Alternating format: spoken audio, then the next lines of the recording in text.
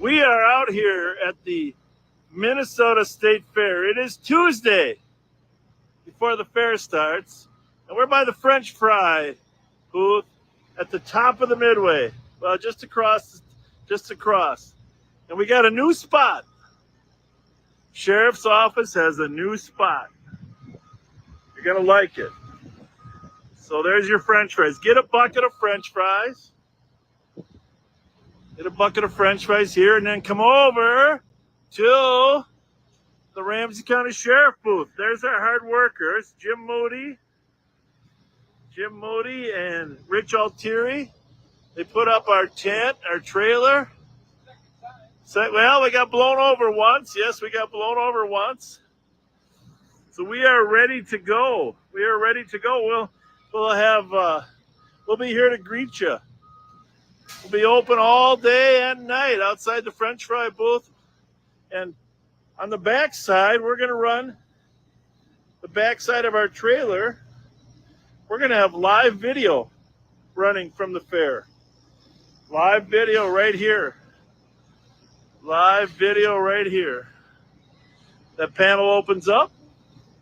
We got some picnic tables here for you to enjoy. We're neighbors with the Fluffies Donuts, so that's going to be fun. And yes, there will be a squad car here on this green grass. Bring your children. There'll be a squad car to your kids take some pictures. And we have an American flag up there with a light on it. Jim Moody got the American flag up with the light on it. Is that classic or what? You guys can't leave yet. Hey, go sit on this bench over here. Oh, on the bench. See, here we are. We're right across from Coasters. We are in the center of the fair. You got Pronto Pups there. You got the Pickle Dog. You got the Midway right there.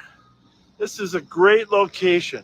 Coasters and Andy's right there. Oh, Tino's Pizza Dog. That would be good too, right? Oh, check this out. The bench has moved from the corn dog. Thank you, Dave and Mike, for producing a bench for me. Got the Bob Fletcher bench down here. And then over here, go sit in the shade over there, gentlemen. Over here we got our accent wall right there, the blue wall.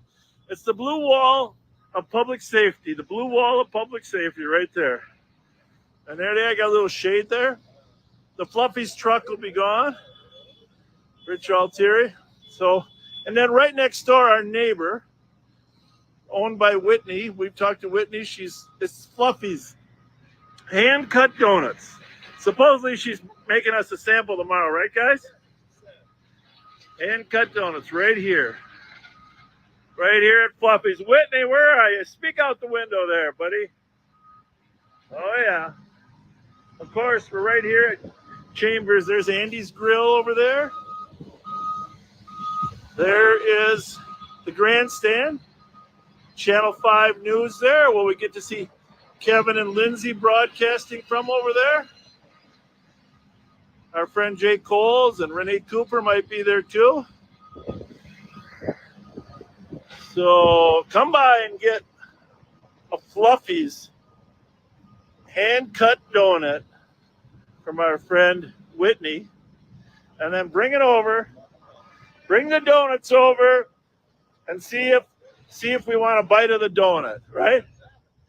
That's it. That's the thing. Whitney would not come out. Fluffies. So there we go. We'll see you guys. We're going to broadcast tomorrow a little bit, but we wanted to show you where we're going to be. I'm very excited about the French fry stand being right behind us. There we go. French fries. Remember, we're going to stream live from out here. If you're looking for a place to get off your feet and relax, come to the sheriff's area. Grab a picnic table. We'll have some other chairs here as well. And come and say hi to a few Ramsey County Sheriff's deputies that are working out here. under the beautiful American flag, flying high. That's all I got for you. We'll see you out here. We'll see you out here Thursday.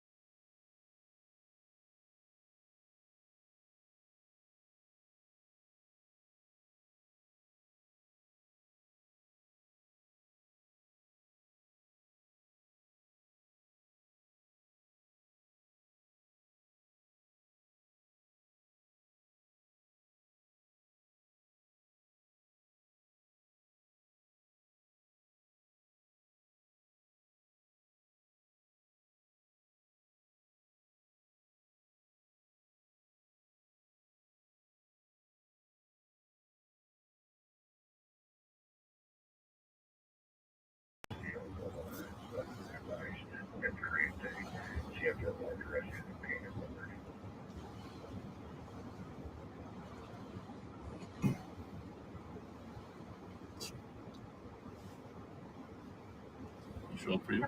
And that case number is 222-332. All right. Well, hopefully we're back with you.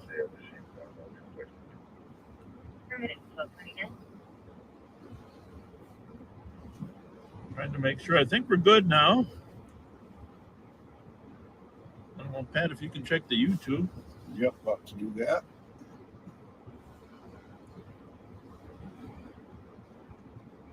So we are westbound on Jenks and Forest. Let us know how check out the YouTube channel as well, just to let us know how the video looks for you.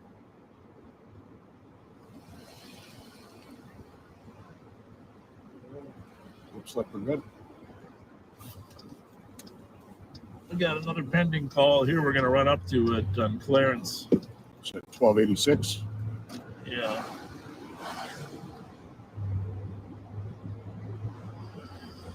But most importantly, right now, we just want to make sure all the technology is working properly.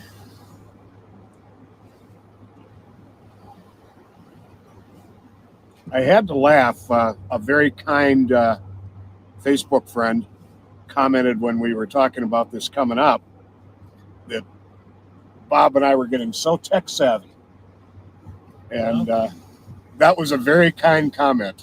Because well, we've come a long way. When you think about this, when we first started, of course, there were no, well, it was late 70s.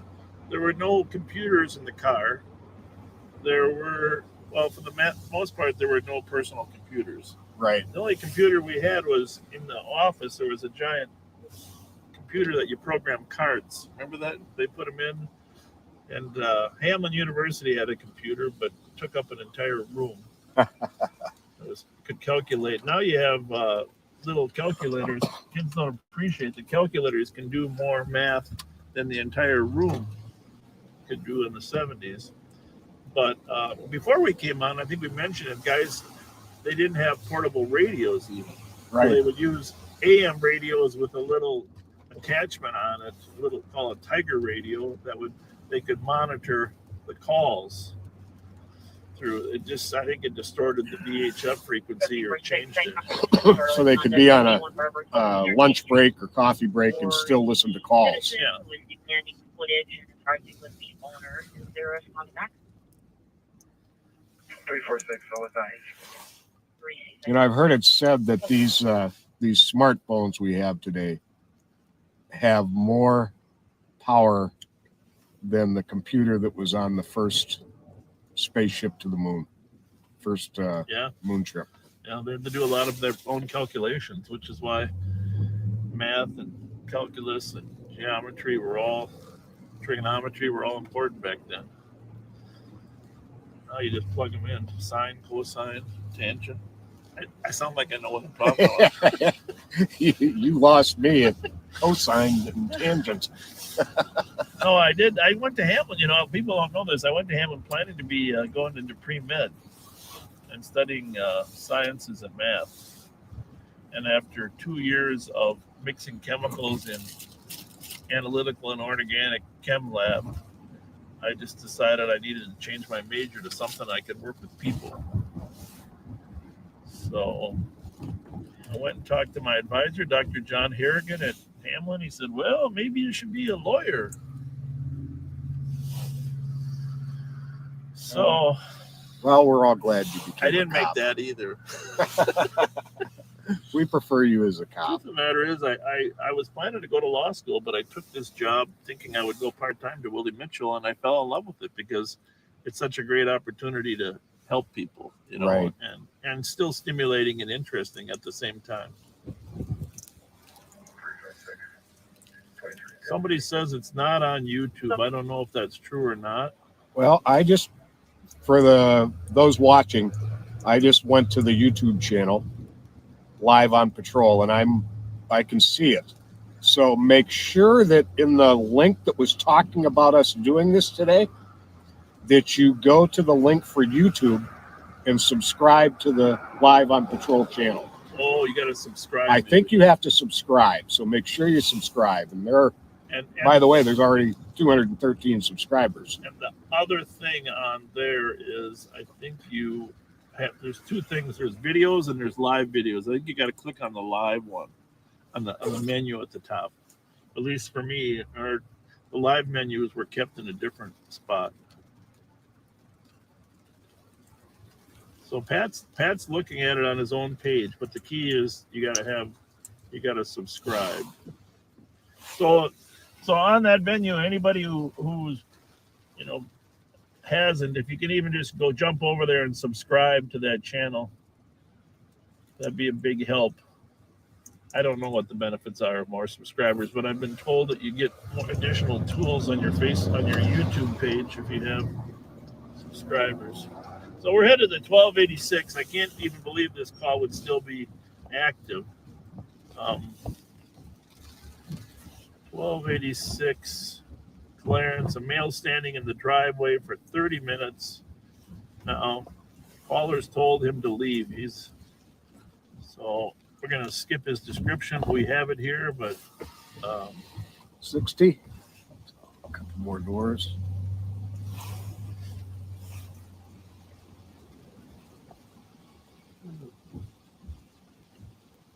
East Coast that can break and start for an in-progress alarm, residential 979 Hudson Road. It's a panic alarm covering the event. Knock and see if they left. somebody's yelling to us. 339 is there spot back. Somebody's throwing styrofoam at us. It sure looks like it.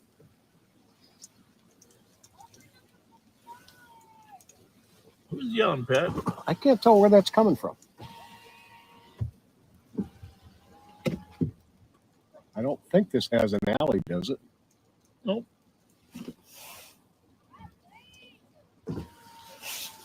Well, somebody's yelling something, but it doesn't sound like they're in trouble. But they could be trying to get our attention and not want to come out in the snow. We just want to find out in case they're telling us where this gentleman went to. Anybody yelling out that window at all? Not that I can see.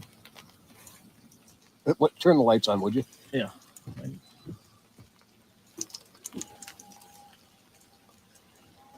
don't get it coming.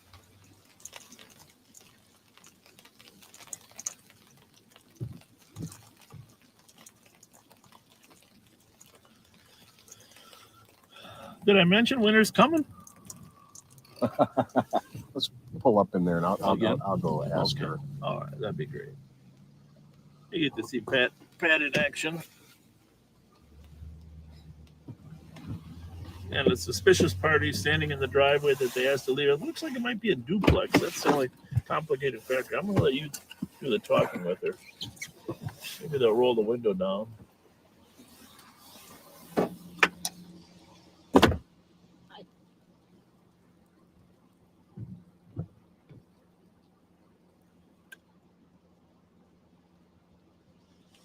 So, yeah, we're at 1286 Clarence. There was a call here a half hour ago for a man standing in their driveway for a long, long time. But he's obviously gone. I just want to check to see if there was anything unusual about his activities or behavior. And then we'll leave here in a few minutes and pick up another pending call.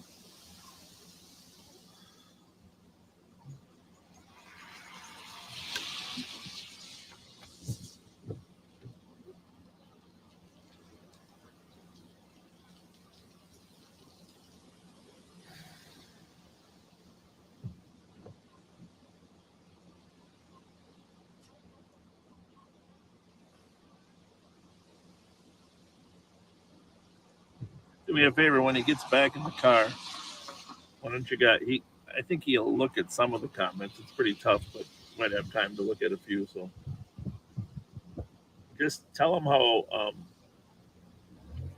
good he looks in his mask. Or give him some type of compliment.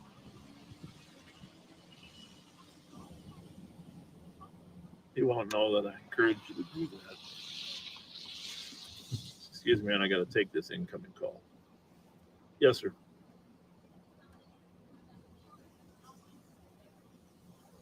Yeah. No, I didn't know that. All right. Thanks for the info. Thank you.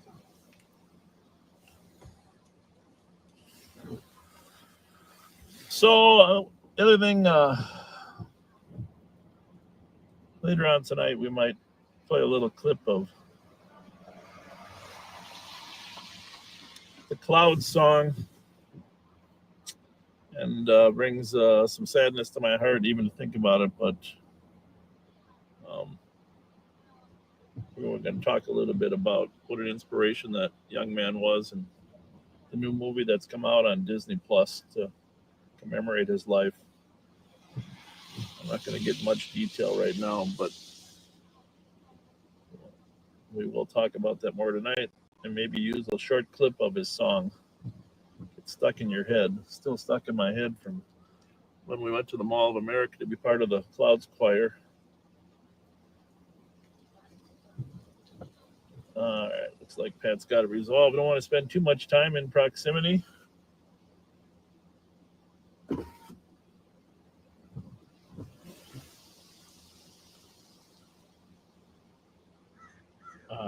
Tell him how handsome he is. Those of you that know him. All right, what do we find out there, partner? All right. Well, he was last seen 10 minutes ago walking southbound with 2 bags. What was he doing here? He, very unusual, he came here asking for her husband, but not by name, just referring to him as uncle. Okay. And she told him he wasn't here, and he tried to talk his way into the house to wait for uncle. Oh. And she wouldn't let him in. He didn't get aggressive towards her. All right. But just very unusual. He had 2 bags with him. He had 2 bags with him. Can I get Wonder if it 305 did to it 4? look like he could be homeless at all? She thought he might be homeless. She thought he might be from the homeless camp over by Camp the over lake. there, there.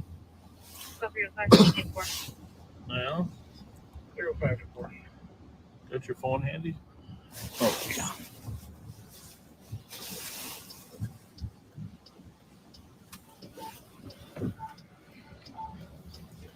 We're gonna run by the homeless camp. If he walked over there, he might have gone there. Just That could be. check out your Facebook page here.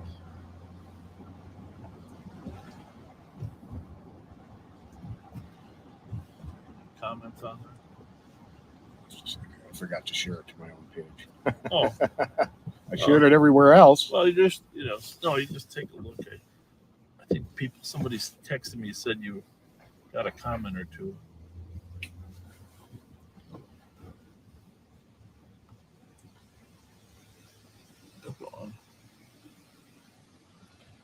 For some reason, I'm not. It's not great connectivity here tonight. No. Oh, here's the Hmong homeless camp. They got a nice fire going.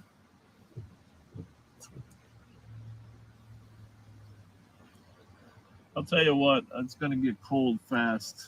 This is going to be a miserable experience. I think so too.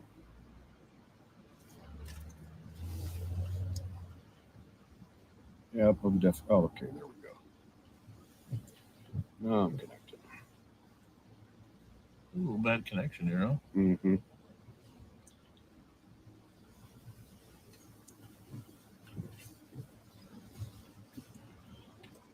So we're in the trail, the old railroad track, Bruce Vento Trail here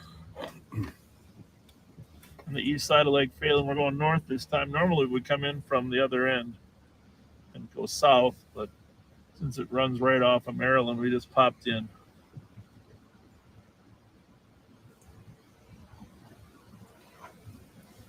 Oh. I'm going to be quiet here for a minute while I'm trying to figure out some technological stuff.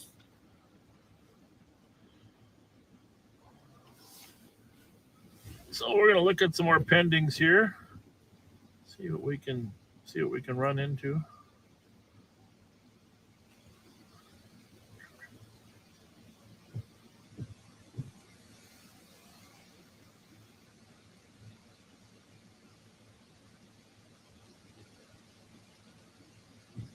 So we don't have any reason to believe there was any crime that occurred, so we're probably okay. Comprehensive disorderly conduct. So they concerned street for a male or physical use on the driveway, and there's on the back. 6 those parties. Ready? Yeah. 2400. We just talked to the complainant there, and he's been GOA for about 10 minutes. Went southbound. Thanks for the copy. Do you want to do that? Yeah, let's take your it. What do you say? You can divert actually to an in-progress domestic 8x4 Euclid Street. Daughter and boyfriend are physically fighting. There's one back. 357 versus local.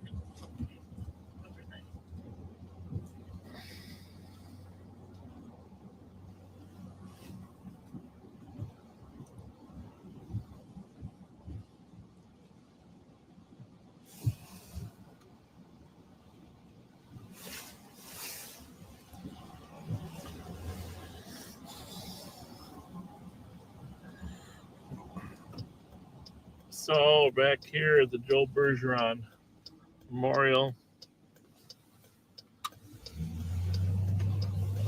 Arlington and English. And we're going to head south on East Shore Drive and back toward some of the calls that are impending. I sure am glad I brought my warmer jacket today. 336, it sounds like the male half is leaving. Per policy, it was originally coded as domestic. We're not even. So you said you really like to sleep when the air is cold, right? I like to sleep when the air is cold. Yep. My wife is the same exact way. And I have to find one of those. Yeah. See, I'm telling you, the other day airflow we weren't on Facebook, but Pat said we were talking about the temperature in the car, and he said, "Hey, I really like to have cold air and put blankets on. I said, well, my wife's the same way. And I said, she bought one of these things that's like this, it blows cold air in your face while we're sleeping. Of course, I can't be on that side of the bed. It's freezing. But so, and Pat said, well, is it a Dyson? I went and asked her. She said, yes, it is a Dyson. Okay. So there's a Dyson air cooler. So when's your birthday? Did I just missed it, right? It's in April. April. Well, we gotta get you one of those Dyson air. I don't even know how it does it. But it's pretty amazing how it creates cold air, fresh cold air. Yeah, I look at it and I can't figure out how in the world it does it, but I have been told it works well. Yeah. Somebody just said weighted blankets. Weighted blankets would drive me nuts. Yeah. I like a nice, light but warm comforter over top of me. Yeah.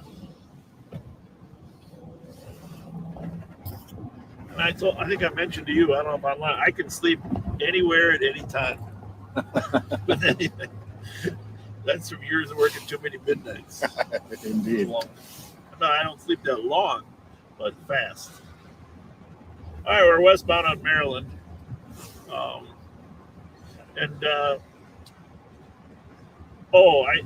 For most of you got an invite. If you didn't get an invite, I apologize, but we have a new page called Live on Patrol. And the Live on Patrol page you can find just, I suppose, by searching Live on Patrol, but eventually we'll probably have to move all these live videos. It sounds like caller is retraining boarder that's not been served, and he is leaving on a bicycle, white male, unknown shirt and jeans, unknown direction of travel. That's the Euclid case. We're going to head over. There's another pending on Arcade that we're going to. But anyhow, if you can, I don't know how it works. Like or follow, then you'll get notifications when we do move the videos to that page. It'll be a while till we do that, till everybody gets a chance to migrate over to that page.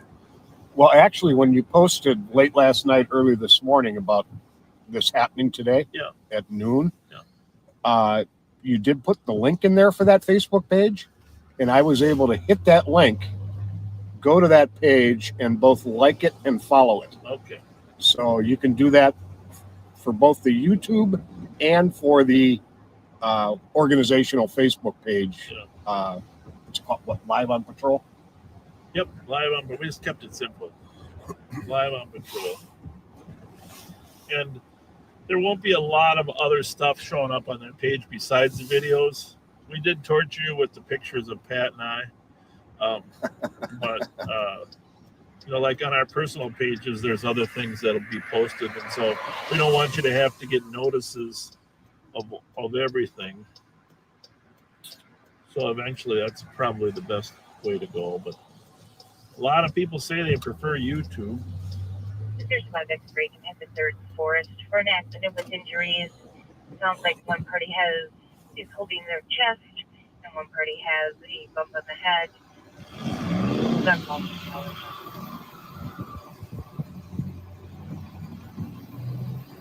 So we're southbound on Arcade.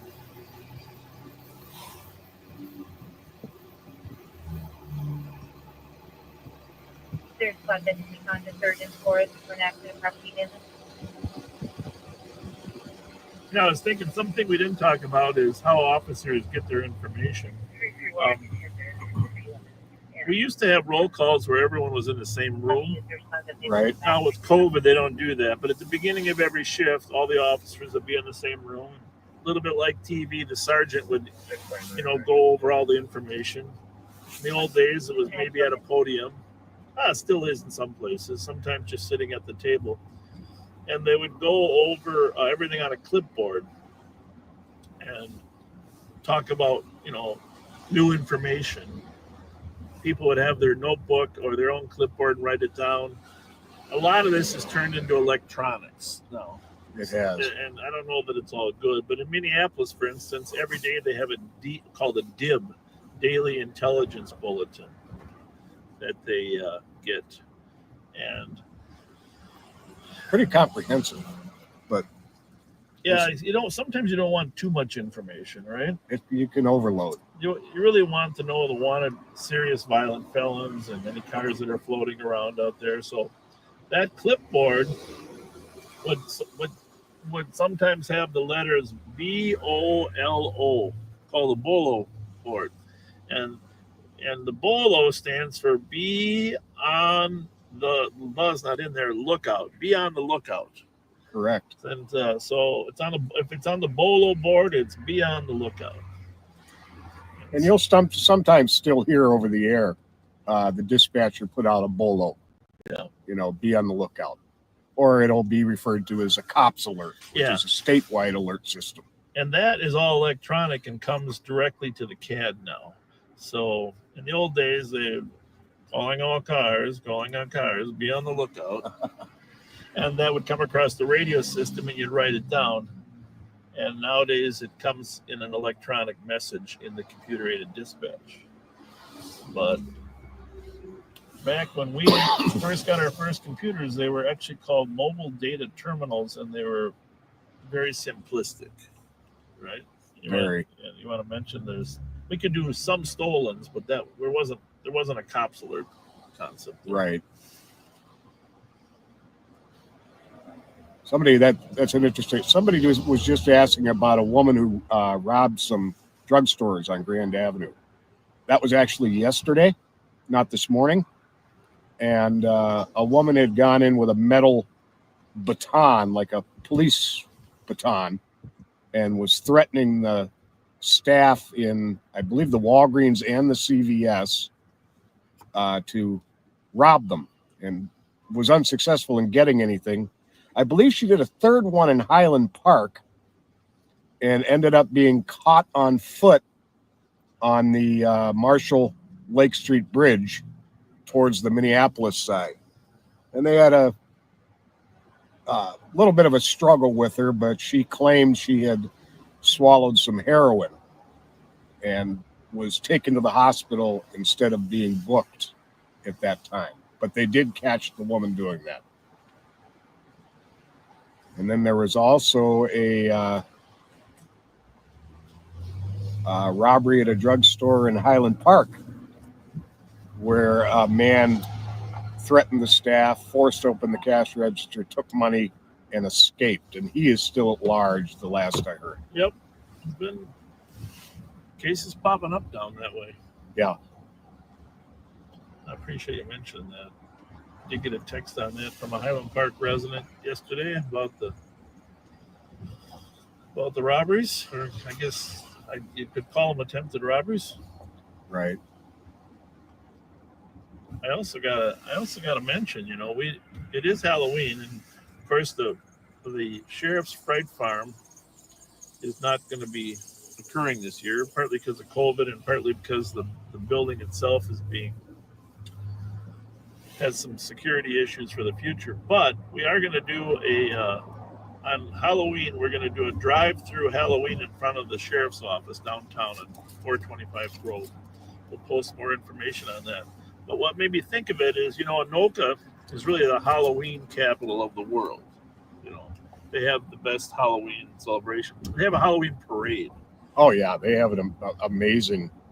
This year, they're not going to have the parade, apparently. They're doing something downsized. But a guy from Anoka took his pumpkin to California, and in the pumpkin contest, and he won the largest pumpkin contest. It's a $16,000 prize. He won like $7 per pound. For 76 RTA apartment number 3, first domestic. And caller went over to intervene in a domestic. So anyhow, Travis, congratulations for the largest pumpkin. Congratulations. Yeah. Travis. That's I don't know. That's a big old. I saw it on television. Oh, it's monstrous. Just wonder how they can make sure that you haven't got a fine little needle and pumped water into your pumpkin. It must be examine the interior for the consistency and DNA test on the interior of the pumpkin nowadays, right? Yeah, really. Either that or they got to measure their circumference. Of course, did you know that the circumference divided by the radius is the number pi, right? Kind of. Don't go throwing math at me here. All right, we're down on Forest to Minnehaha. Don't have a lot of calls, but the beauty of this drive right here is how beautiful the street is right now. Yeah, it is. Sun behind us, eastbound of Minnehaha. Anyhow, if you haven't liked or followed the Live on Patrol, just to make sure you get those notifications, and if you wouldn't mind clicking on the subscribe button on YouTube. People have told us one of the downsides of YouTube, people don't have to have much of a identity on there. And so sometimes the comments turn ugly on YouTube. Right. They do. I've seen that happen. We may have to, if it gets that way, we have the ability to shut the comments off. We're not going to start that way, But if they start insulting my partner, that's a different thing. Well, like you say, always assume good intentions. Good intent. Love the police. LTP. Love the police. So it was payday today, right? Yes, it was. Payday today. So tonight we got a little extra money, so we can buy a couple pizzas when we're out there. There you go. Payday Friday. We used to have parties in our office at the sheriff's office every payday Friday. With one administrator would buy something different for the Fridays, and the first one was I had to do the first. I didn't have to. I wanted to do the first one. Of course, we had a smorgasbord of Candyland. Oh, I'll bet. Yeah, that was quite the layout from Candyland. That'd be a hit. But there's been a wide variety. Chief Finney, Bill Finney, who's an undersheriff at the sheriff's office, he brought in a couple hundred White Castles. Well, cheeseburgers, one of his favorite places. And we've had a wide variety of different connoisseurs bringing stuff in. Tacos, brought some tacos. So, but we had to curtail that activity on payday because of COVID. And of course, COVID now is making a comeback. So that has changed so much of daily life. Yeah, it really has. Yeah, I don't go to White Castle often, but I've got to confess a bit of a weakness for the jalapeno cheeseburger. That's pretty good. I only go to White Castle. I mean, I love the taste of White Castle. Let me just say that. Not as good as a ham and cheese, but I love the taste of White Castle. But I only can go there when I'm going to be home in the next hour and a half. Someone mentioned chuck wagon sandwiches, and that's funny because I always brag about I do a homemade chuck wagon sandwich with about twice the meat and twice the cheese. That when I get energized, I'll make a batch of them up for my friends. And a chuck wagon sandwich is definitely a weakness of mine. I threw this one on 2. If you want to throw yours on 1, I think I already am. Oh, yeah, pretty. I mean, I'm saying that because it's very quiet out here, isn't it? We're in sync. Gonna slide down here. We're just going by the St. Paul Saloon. We're gonna slide downtown. Go through downtown at lunchtime.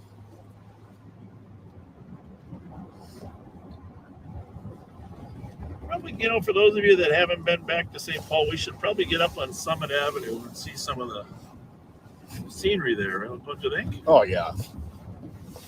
Some of the scenery up on Summit.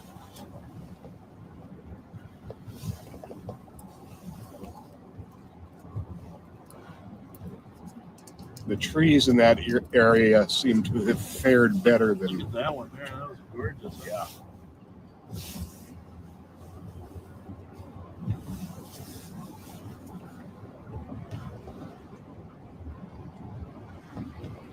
You know, I posted that post of those young kids that made those bags up, the ones you matter to me bags.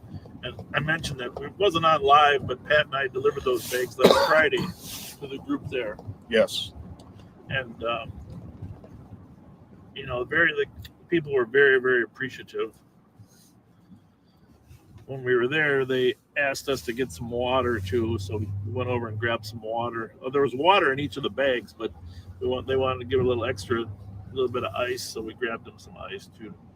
But somebody sent a text in. We do try to look at those texts, and it says the Mr. Rogers quote about "look for the helpers," you know. And I tell you what, that's so true in life. Look for the helpers. When I interview people for jobs at the sheriff's office, one of the most important questions is, tell me about any volunteer work that you've done. Right. And then secondly, tell me about any work you've done to help those that are less fortunate. Because we're looking for people that are willing to help others. We can always find people that are willing to arrest others. We need to make sure we're finding people that are willing to help others. So thank you for sending that quote in, reminding me. I did enjoy Mr. Rogers both as a child and as an adult. Look for the helpers. That help ethic says a lot about a person's character. Yeah. And is there a more talented actor than that Tom Hanks? I mean, oh my God! I mean, how many different roles? You know, the captain on the pirate, on the you know, the pirate in Somalia. They're playing that role, and then he's got a couple other movies that are out as well. I mean, I just there's not a more talented actor in terms of a guy that can play different roles and not be typecast, Yeah, right? That was the word I was looking for right there. He has never been typecast. And you would have thought that TV series, what was the name that he was in, where he had the roommate, where he first got his start. Well, I might not even watched it back then. But you would have thought that would have typecast him, but he broke that mold. He can play anything. He can play anybody. And in a way, that's the kind of police officer we're looking for. We don't want people to be one-dimensional. Right. We're looking for people that have good people skills, but can still activate their other skills, and that's our goal. We're looking for people that can be helpers, but also can. And by the way, my wife ran into one. We have a deputy that works for us named Mike Brock that works in our parks. And Mike, you probably don't know this, but my wife said you were one of the friendliest, kindest deputies that she's run across, and she really appreciates how you treated her when you ran into her in the park. You didn't even know it was her. But thank you very much for your kindness. You're doing a wonderful job for us, and your boss Eric Brott, another man, does a great job as well. So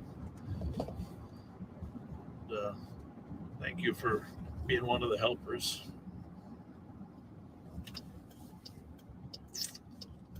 And we're about to turn north on Broadway from Kellogg. Kellogg being an extension of 3rd Street, or vice versa, 3rd Street being an extension of Kellogg. Farmers market here. I mean, the market's not open, but this is where the location. My favorite farmers market I've ever been to.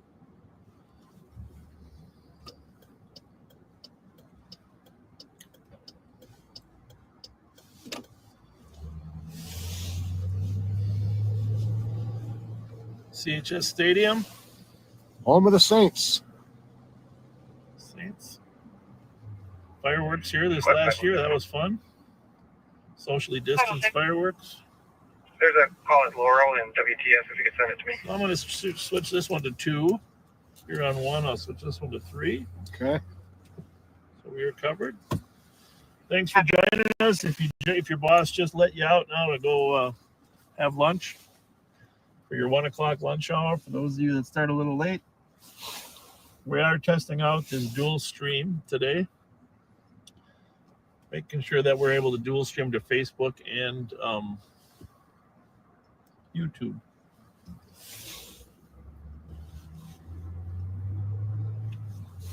We'll still have to, we're not going to be on the air for 4 hours today, but tonight still have to just reset it for 4 hours for the Facebook.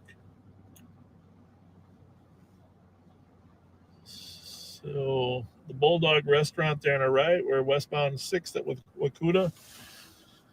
And of course, Mears Park there on the left. I got to give a shout out to Barrio. I love Barrio. You are a restaurant connoisseur. No, there's no doubt about it. I love going to bar, restaurant, happy hours, eating every type of food you can imagine.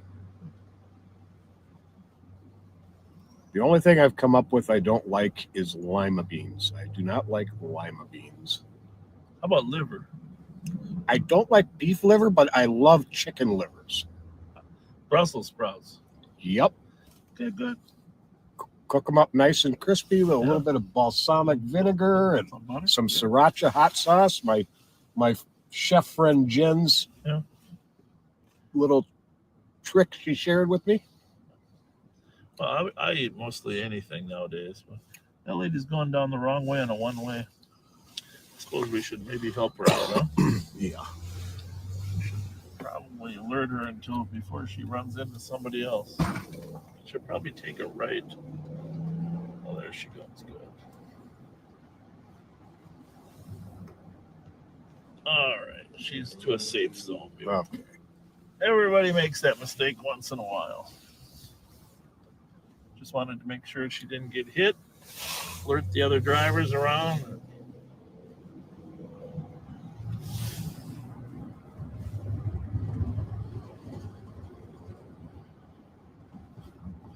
Securian Financial, great corporation. Some of our friend Bob Fox, probably be working there later tonight.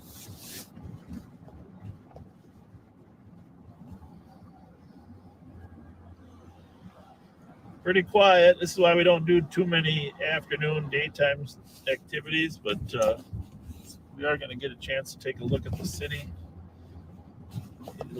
Go back up on the hill, take a look at our beautiful St. Paul Cathedral. It's nice to have the air so clean and crisp. The old Dayton's building on our right, which is morphed into Macy's and now morphed into Tria Park.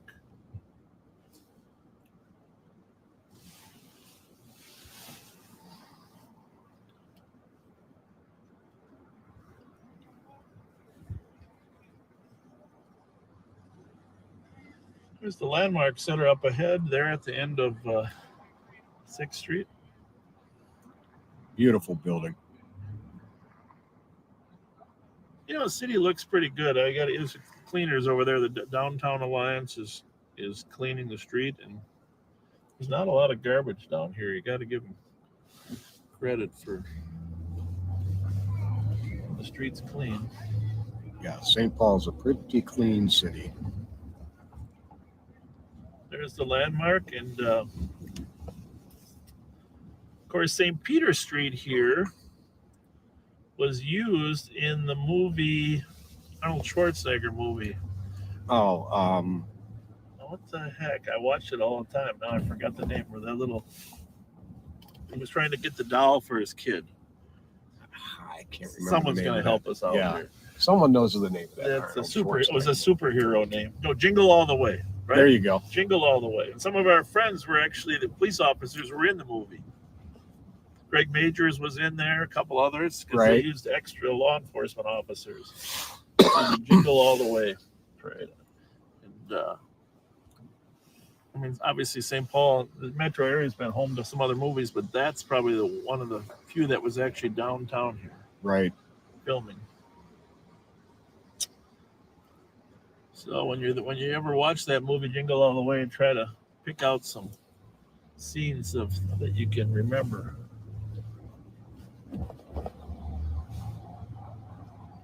The Ordway Theater here, of course. Herbie Brooks statue. For those of you that Miracle on Ice. haven't been there, I'm going to just pull up there to give you a little shot of Herbie Brooks in front of the entrance. Of course, we had the 40th anniversary celebration here this last year, just before COVID broke out. St. Paul Library. Oh, he might come our way. We've got a theft that just happened at the Holiday gas station. Minnesota plate Bravo Kilo Tango 628 silver four-door. Okay.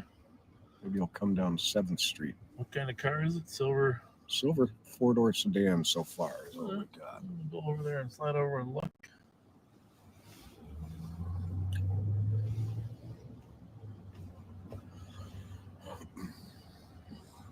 There's the landmark again, huh? What a great picture that is. The screen there, just Beautiful. beautiful spot. Bravo Kilo Tango 628. Do we know what he stole yet, you think, or not yet? Don't know yet. Kia Optima, gray in color.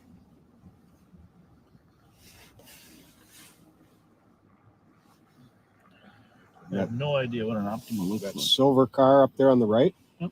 That's a Kia Optima.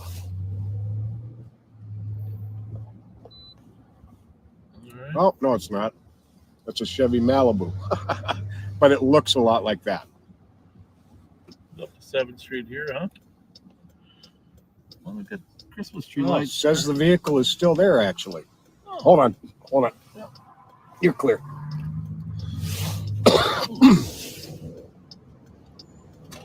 But it hasn't been dispatched yet, right? 529. No. 529. Apparently stole some food. I'll be responding to a voice page to 235 East 6th on some folks sleeping in the Skyway. So, remember we talked about communications, and Copy, there's how to assist. I think Bob Fox down at Security Back to mentioned Glen that Road. they help Copy, 1313. our Skyway patrol, our downtown beat patrol, and that call that just came out 52106 9th and Dorothy Day Place. was one of our beat officers 521 saying, copy, male in the saying you got a construction area, page. chasing after vehicles, black male, 40s, wearing a hoodie at 1314. Got a page, so the businesses will actually page them directly, a voice page, and then tell them what they have. So in that case, they get the information right away. Sometimes that's even it's a better way to proceed than a two-tiered system. But it all depends on the volume of the calls. I'll be clearly tag and then show me at 875. I'm renting on parking. Some of these channels must be merged, huh? 875 Atlantic, 1314.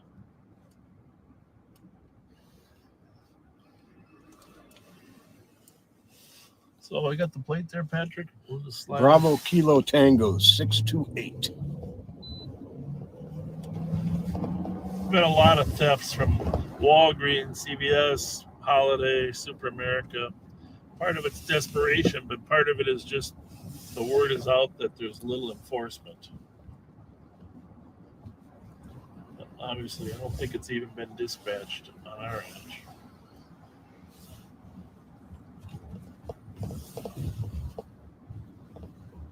At the Holiday Station.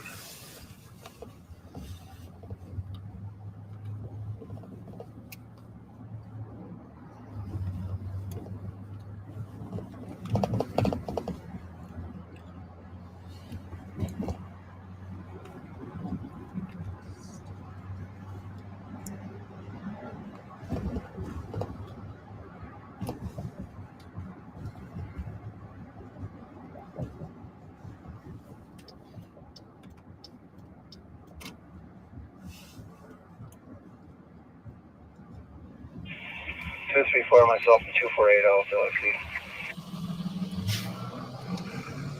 Copy, 1316. All right, well, Mr. Car Expert, you help me pick it out there. We'll curb it. If it's still here.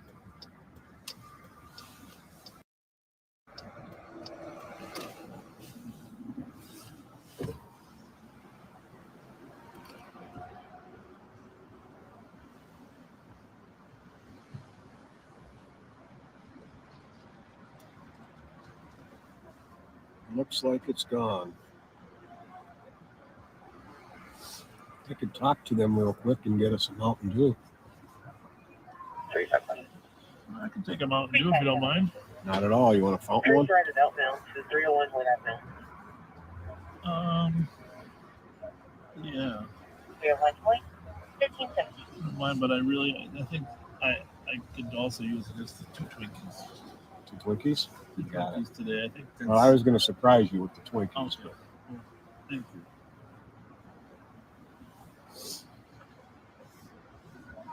Make sure I get a little angle for our viewers. How about if they've got cheese dogs? Yeah, I'm ready for lunch. We haven't had lunch yet. All right. Cheese dog and a Twinkie. I'll be right back. I'm going to sit here.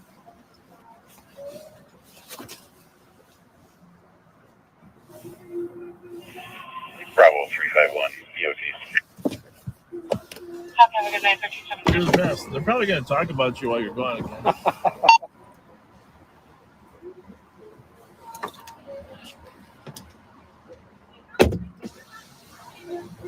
Oh, there it is. We got, oh my goodness. Thank you. We were just saying, well, thank you. My gosh. Thank you so much. You can have some, and then the rest are for friends that Throw those in the back window there. If you don't mind, we'll use that. We got cupcakes, ding dongs, a whole. That is amazing. We got 2 dues for you. You do already? Yeah. We had. We got 2 more. You guys are awesome. Now, does your son play for Mountain View football? I went to Mounds View. Oh, you got the shirt on there. I see I that. I know. I went together. I know. I rejected them. Well, thank you. Oh, pretty soon I'm going to be on there. Yeah, you are. You probably already are. It's only a 15-second delay. Well, this is perfect because I just sat on there. You might have heard me. I needed that. Yeah, we did. What's We said, go, stop. He's stopping now. What's your first name? Mary. Mary. Thank you. Thank you very much. Hey, what's your first name? And I'm Tim. Tim. Nice to meet you. What's your last name? O'Keefe. Very nice. Good Irish. Yeah, good Irish. The same. The other dude is in here. Oh, it is already. All right. Yeah, I went to where's the other William dude Mitchell. I from? heard that you were going to think you were thinking about it. Yeah, that was my plan, and then I fell in love with this job. You know, I never. You know, I promised my mother I'd go back to law school. Instead, I fell in love with this. So Wonderful. Well, we have a great time. What Everybody's enjoying it. What cities do you do up north when you? What other cities do you look at? well, we go everywhere, but Brighton? we're directly North Oaks? we're directly responsible for 7 cities up there. You know, the sheriff patrols. New Brighton has their own police department, Oh, but oh you're busy. she's got room. She's got room to get through. She's trying to get the year. Oh, okay, got it. I'm just gonna stay here. I'm just gonna pull over a little bit to get out of the way a little bit.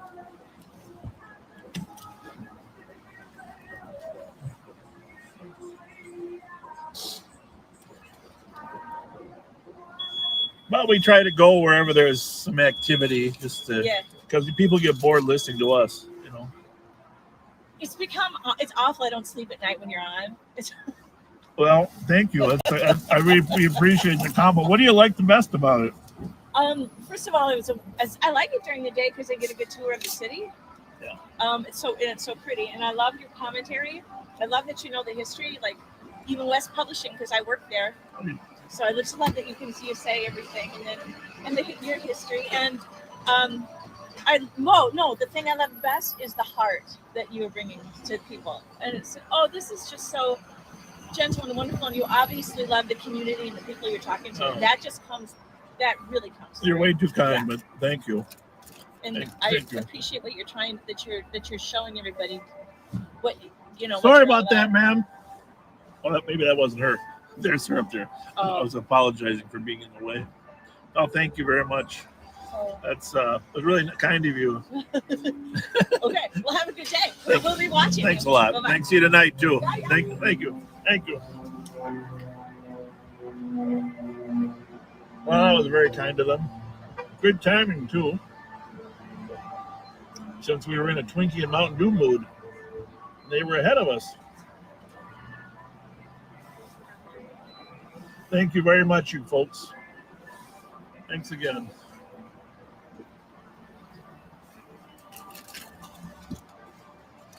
It's probably fitting that I ate the Twinkie before the cheese dog. Some people think of a Twinkie as dessert, but truth is, it's more qualifies as an appetizer.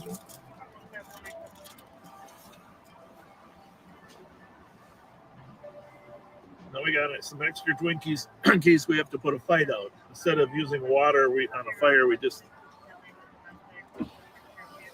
use Twinkies for people we run across tonight.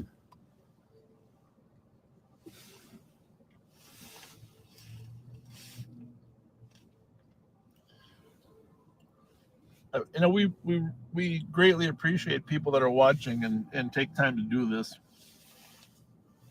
And it's fun for us to run into people.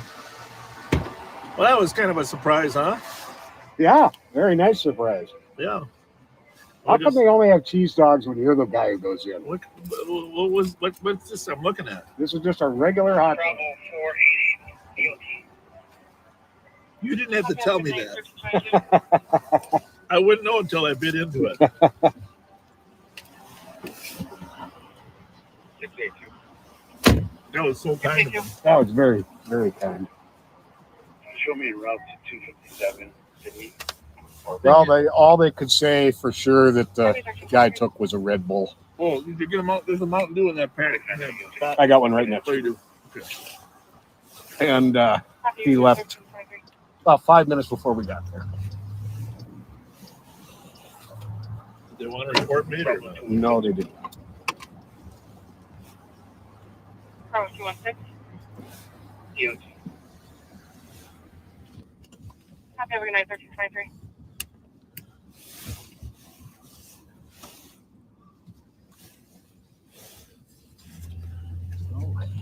I'm gonna let the squad handle that one in case the car has some significance, something else they're working on. Yeah, good idea. It hasn't been this quiet for a long time. Mm-mm.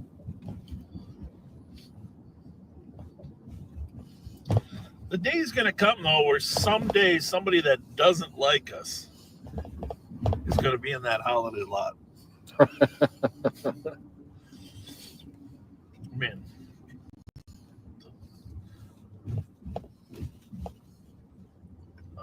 Not that it couldn't happen any day for any officer on the street anytime,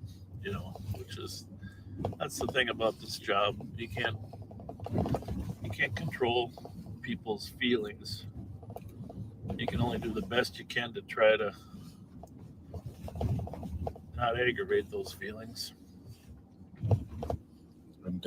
And don't take it personally. Yeah.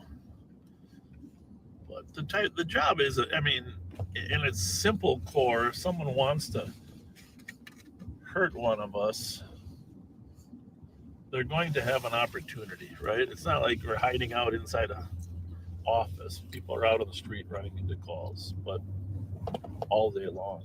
Right. That's the nature of the job. There's an element of danger to it, but just in case we see it at 345 Kellogg, there was a hit and run. We're looking for a blue and white pickup truck with a ladder on it. I'll tell you the plate if we see a blue and white pickup truck with a ladder on it.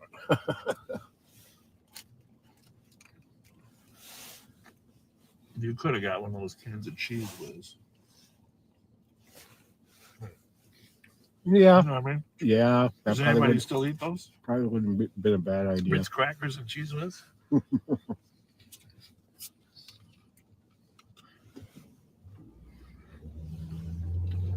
just kidding you. Thank you.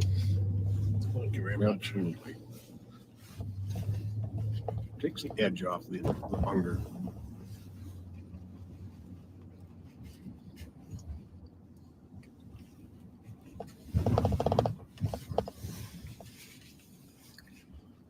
spot on 7th.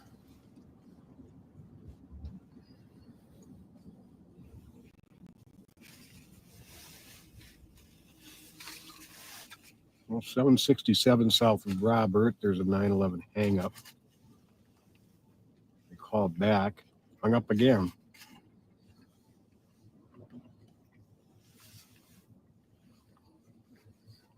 Well, as long as it's this quiet, I really want to get up to Summit. Mm-hmm.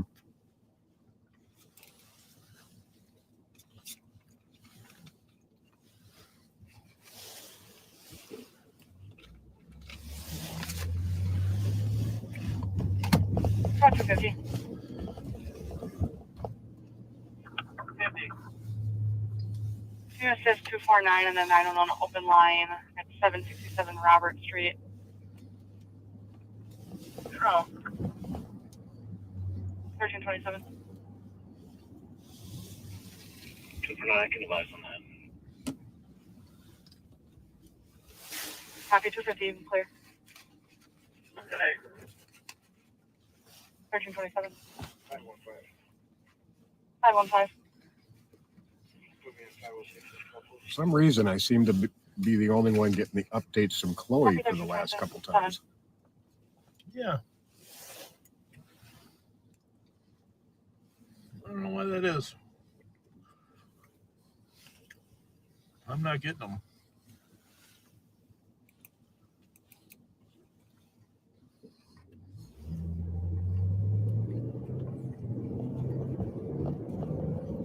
All right, we're in front of Assumption, heading toward the Excel Energy Center.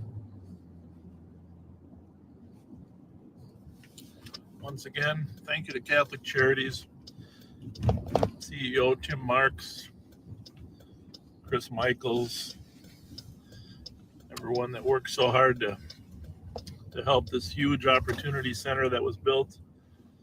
Such a great resource for the community.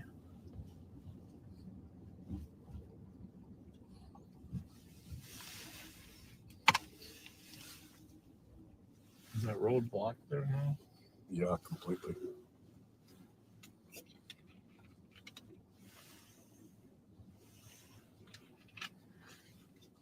Yeah, I was going to drive through the plaza there, but not going to be able to do that.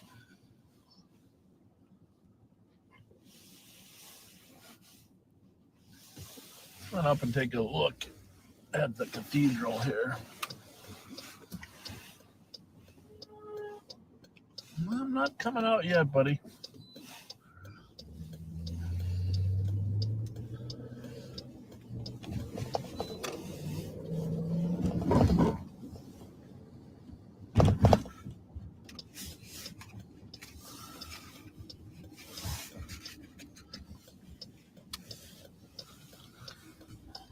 You know, lots of times we hesitate to repeat ourselves and as we go by other landmarks that we've talked about before, but because we just don't like to be redundant. But if you go back and listen to some of our earlier ones, 151. probably pick up some information about the city in Southern general. Highland, Wisconsin, Alpha Echo Kilo 7949. Minnesota History Center there on our right, beautiful building, and the cathedral on our left. My knowledge of the history of this city is dwarfed by yours. No, I don't think that's true. Just we have different parts of the history. There's the cathedral.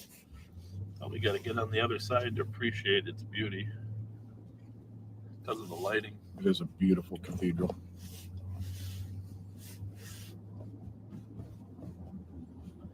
Of course, it's right at the intersection of Summit Avenue and Selby Avenue, and overlooking the city. Just see if I can get another angle on it here.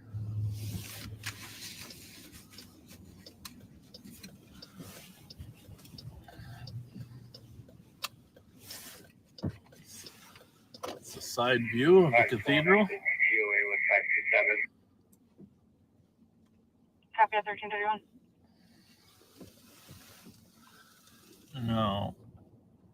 Remember when the dome used to be green because it had oxidized the copper up there? Mm-hmm. And of course they redid that. Now it's brown. I don't know how many years it'll take to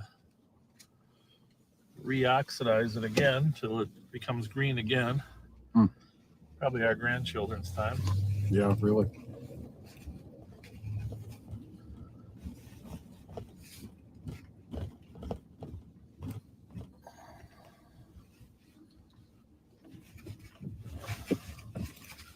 Well, I think our technology is working okay. Let us know on Facebook if our video on YouTube looks okay.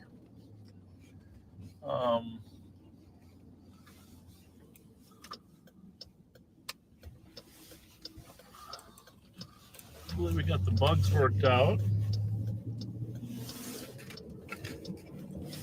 Appreciate your help in that endeavor. 157. 157. Assist 130 to Goodrich and Milton on a male going door to door. Black male 20 to 30, 5'9" average build, wearing a gray hooded sweatshirt and dark jeans. Last seen westbound on Goodrich. Well, that's us. Dude, 157 number. I'm going to put this one on 1. Okay. 130 or 1040. Switch that one to whatever. Look at those trees, huh? 157, you can clear. Beautiful. Look at that. Summit Avenue. 157, I'll be clear.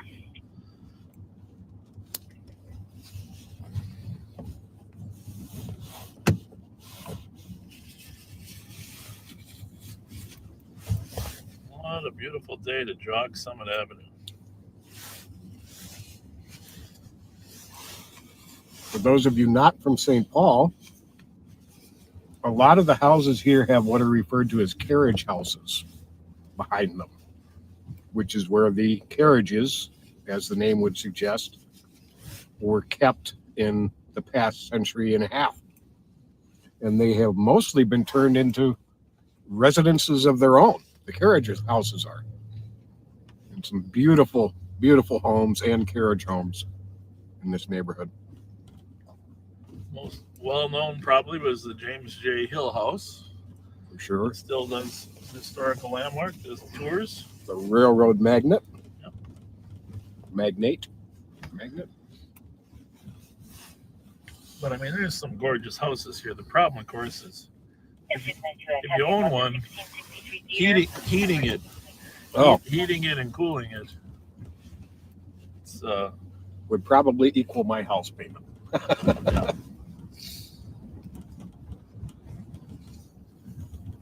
Some of them have become multi-family now. 151, I copied on 79. You can comment on an area check for a vehicle casing. Come help that 1334. 790 Summit, an area check for a vehicle casing houses. So we got to get a vehicle description of that. 230 at the career. Yeah. Chloe's going to hook us up with that vehicle description, I'm sure. 230, copy the burglary report at 264 LaFond Avenue at 1334.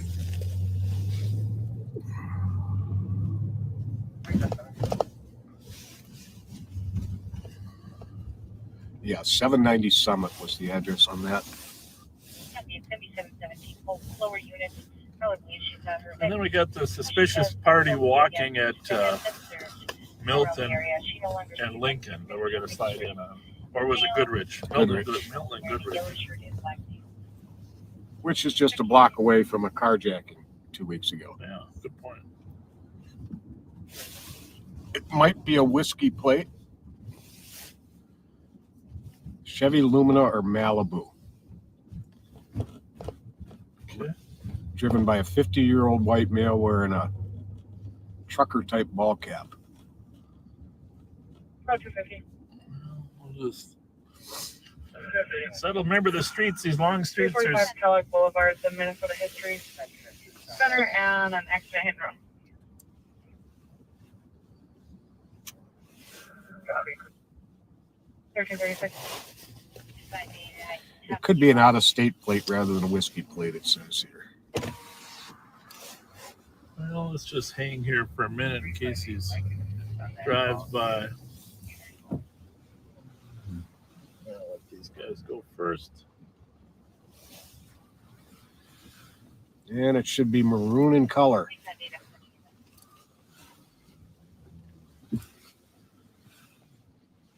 So Avon is 800 west, so 790 is just a couple doors down. Maybe on some it might even be one door down. Yeah, really. But we're also Put the second one in. the second one in. Just gonna sit here for a minute. See if maroon Lumina comes along. The other thing, we're only like 4 blocks away from the other suspicious call. Right. Which not unusual for people to work in pairs and have one car. But the descriptions are significantly different, but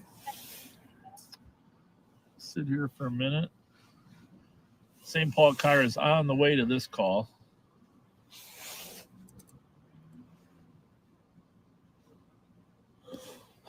Just make one quick trip through the alley, huh?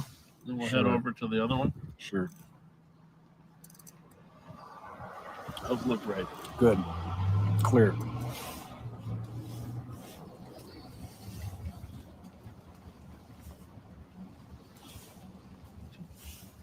Too far from the governor's mansion either, just a little further down on Summit.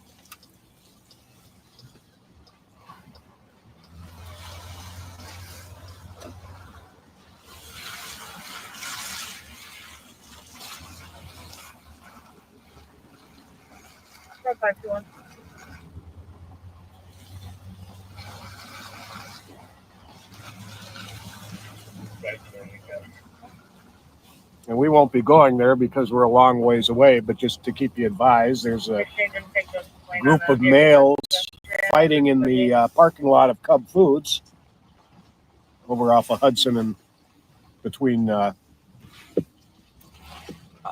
McKnight and White Bear in the Sunray Shopping Center.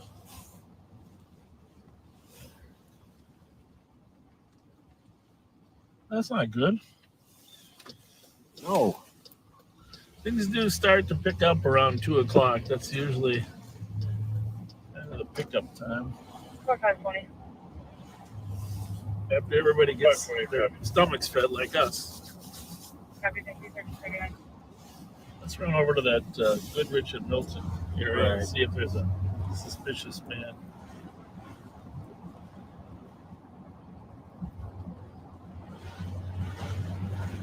Keep looking for that maroon car here.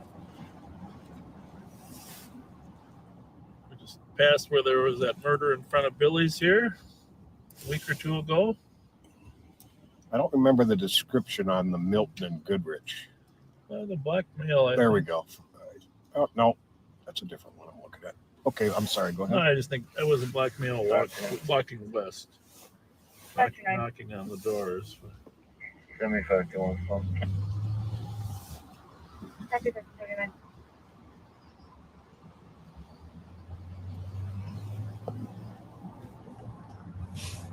This is the thing about police work. There is nothing illegal about walking door to door and knocking on the doors. Let's just say that that's a completely legal thing, unless you're peddling without a license or trying to sell things, soliciting, et cetera, et cetera. But that's part of the issue is the mere presence on your steps, unless it's posted no trespassing on your property.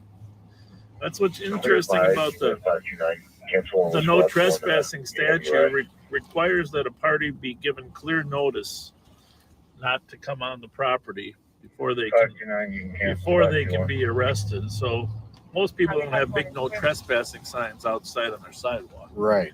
So if a person comes up on your porch and I mentioned this before about the different types of burglars there are. Burglars like to be able to be hidden when they pry your door. Oh, this is a beautiful street, huh? Yeah, Check it that is. out. That's gorgeous. This is Goodrich now. Burglars like to be hidden, so a lot of these houses will have enclosed porches. Not all of them, but a lot of them. There's like two on the left having.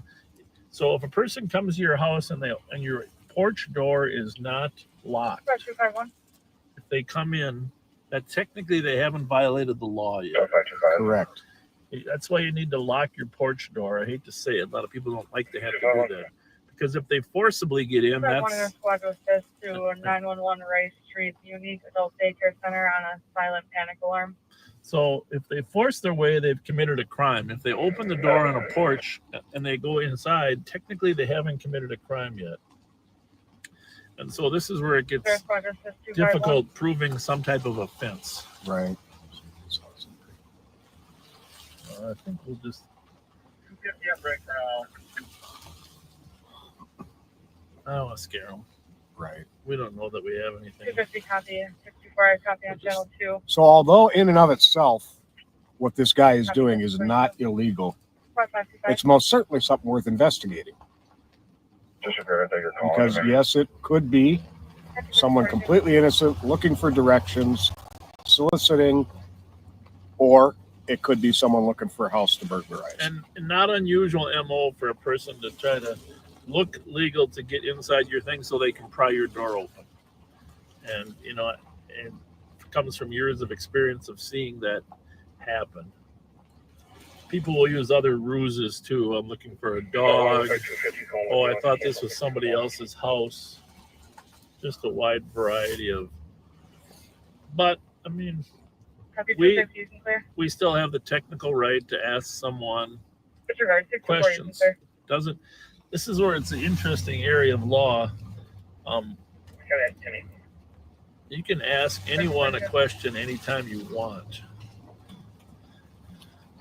The next step is the authority to detain them. You need to have enough reasonable suspicion to detain someone and say, hey, sir, just stay here, don't go anywhere. Detaining is really requiring them to stay in your proximity. Then there is the next, obviously, 251, copy 250. enough probable cause to actually arrest someone is another threshold. But there's some things in between. I was thinking about this in the DWI arrest that we were at. If an officer has enough reasonable suspicion to believe that your driving suggests that you've been using alcohol, he can sequentially take you to the next step, which is a field sobriety test.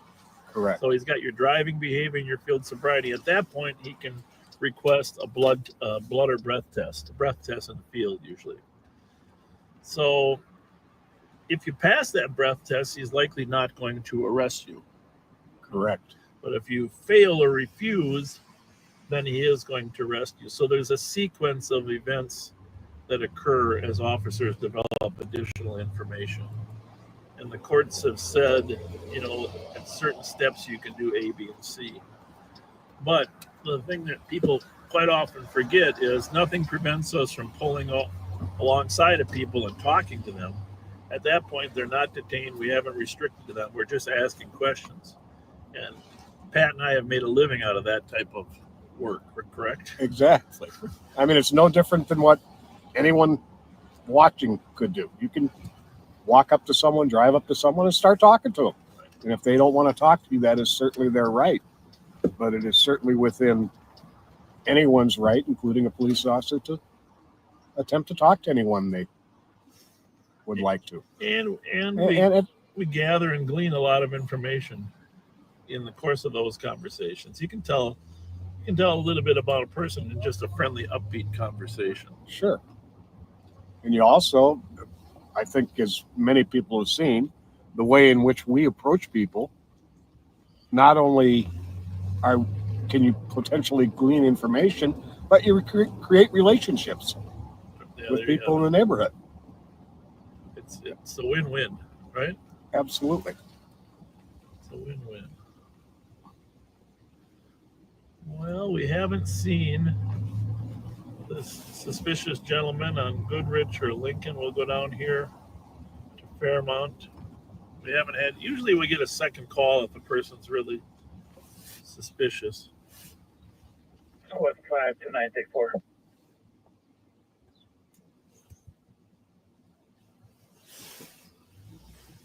1529. But I'll tell you this, that the level of suspicion 1529. changes as things occur. Right. You know, as if what it changes for the citizenry too. If there's a high crime rate, people will call us more often. If there's less crime, they'll call us less often. Negative response 1346. If the media is reporting certain types of criminal activity, they're more likely. Which, by the way, if you've seen, there's been a huge increase. Pat and I have been talking about this for months about these carjackings, but the news media has been covering them and what's going on in Minneapolis. But I haven't been reposting the news stories, but I'm sure you've all watched the number of carjackings that have happened in Minneapolis. Which one of these Mountain Dews is mine? Do you remember? Just a second, and I will. That one. This one? Yes. I'm drinking more than you so far, right? Yes, you have.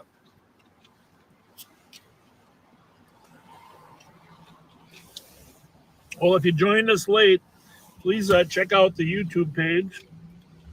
And I'm not sure why some people like it better. Maybe you can keep streaming that, close the window. I don't know, Facebook sometimes shuts you off, but if you can subscribe to it, you'll get notified when we are live. We're going to attempt to stream to both. Well, one thing I've discovered from friends is that on the newer so-called smart TVs, you can get YouTube right on your TV. Yeah. So you'd actually be able to watch these live feeds Right. on whatever size screen TV you have. Yeah, and actually I do that on our TV, which we don't have a real smart. Well, we have a real smart one downstairs where our 15-year-old son gets the real smart TV. Yeah, okay. We have a B- TV, and that's he can have a smart. But you can, Comcast now allows you to search YouTube. So it's not really our TV that's smart; it's our Xfinity that's smart, and our TV. Some people have TVs that are smart, but yeah, I do. So like during all the protests, if you just type in live protests Minneapolis, you can get these multiple feeds that would show up on YouTube. So you can kind of click through them and pick the live feed. Sure. Mercado Media, Andrew Mercado Media is one of the best ones. Another shout out to him for his streams. He's been going around to all the cities as well. But I started out here in Minneapolis, and so I enjoy watching him. So yeah, that is a little nicer to be able to just pop it on without having to stream the app through your phone. Sure. Or some people hardwire their computer to their TV, but that's a little more extra work. Right. Northbound on Lexington here. Northbound on Lexington, coming up on Selby. We got another suspicious call we're going to slide over to. We won't mention it till we get there. I think there's a lot of people listening to us sometimes, and the call hasn't been dispatched yet. On the northwest corner here is Mickey Frost Truth Center. 8 to 18, working with kids to keep them out of gangs, does a great job. Our sheriff's deputies have been working hand in hand with him, but he's to be thanked and complimented. You've probably heard about him before, but longtime friend, used to coach him in basketball at Central High School during the original Night Moves basketball. Oh yeah, Night Moves. You know, the thing is, I do travel around here. I realize I don't get out of town enough. Oh, I usually by this time in the year would have taken at least 2 trips to see my sister in Arizona. Is that This guy. white man? No, We're going to do is 4 people, right? I think 2, but different type of vehicle. Oh, maybe she said sedan. I heard man. That's probably Okay. so. I don't know if that's for sure the same call. Just type in there. Ask her if it's dispatched.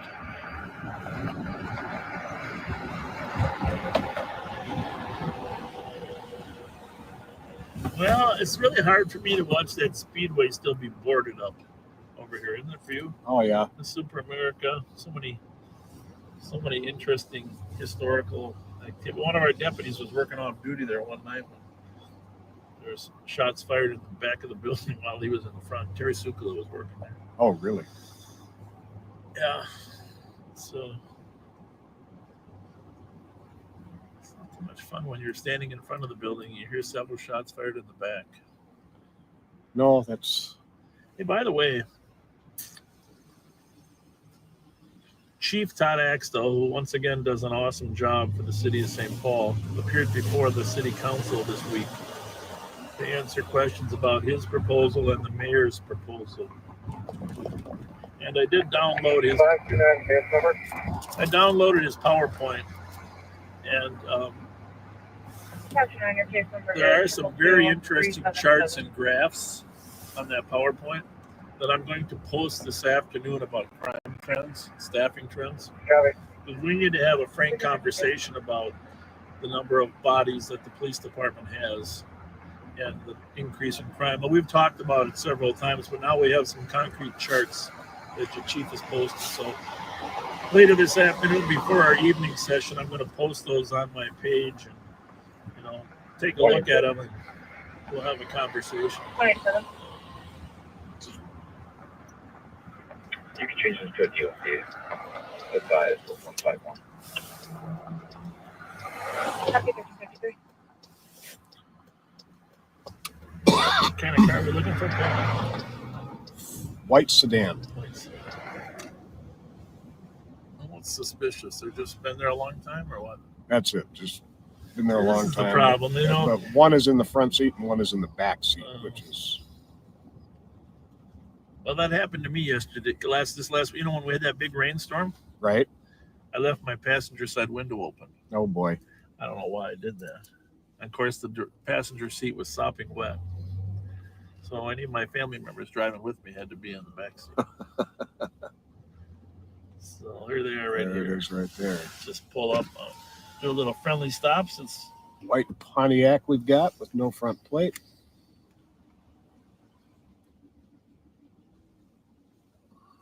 Hi.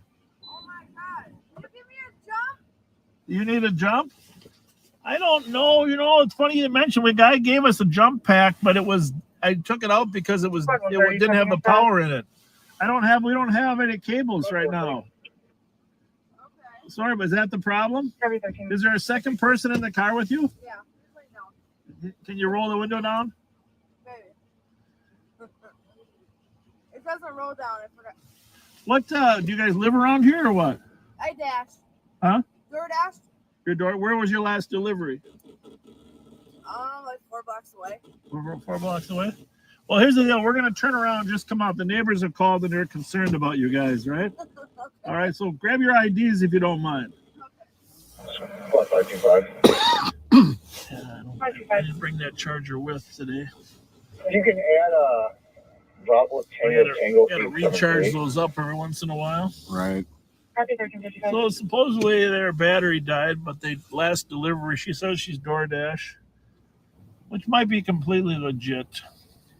3 Bravo Whiskey 736. I think that St. Paul car is probably on the way here. 3 Bravo Whiskey 736. Yeah, there were 2 coming from the Northwest team. Oh, they were? Yeah. Well, let's just get their ID. Yeah. 624 on TNT. Copy 1355.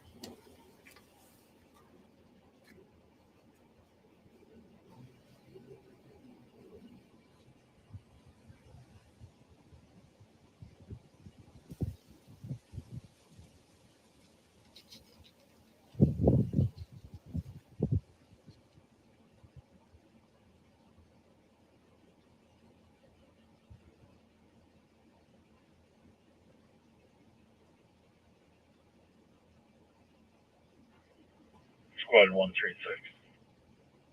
136. Investigate 78 Pascal. Copy 1356.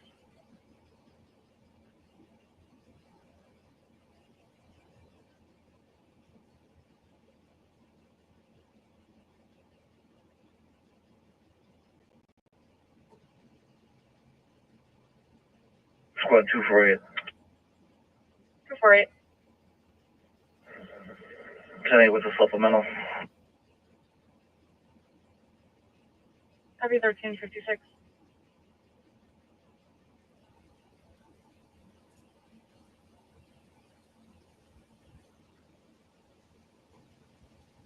Squad 151, I copy en route to 425 Rice Street, the Sears, on assisting medics on a mail down at 1357.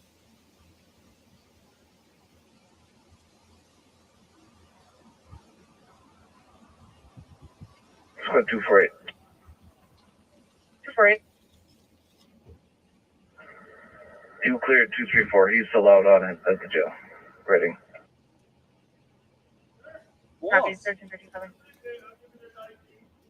624. 624. I'm actually at Sears. Where is this person that's down?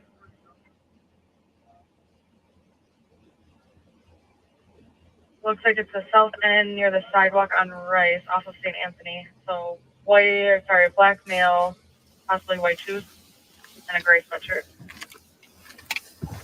Okay. Fair to me, and I'll stay on.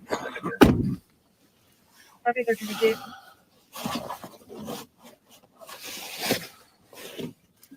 So you might have heard that they say their car broke down, claim their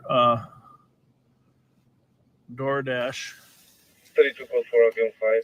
which seems plausible. Copy But it's 1358. a little unusual their car would break down while they're driving away. That's the only. He's from River Falls. He's sleeping in the back. They claim they have somebody coming to jump him.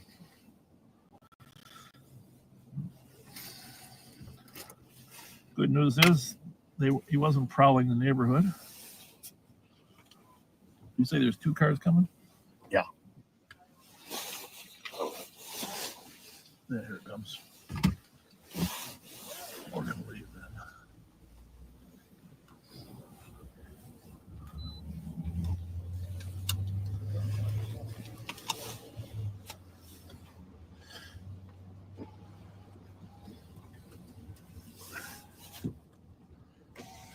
It is getting a little nippy, isn't it? It really is. Holy moly.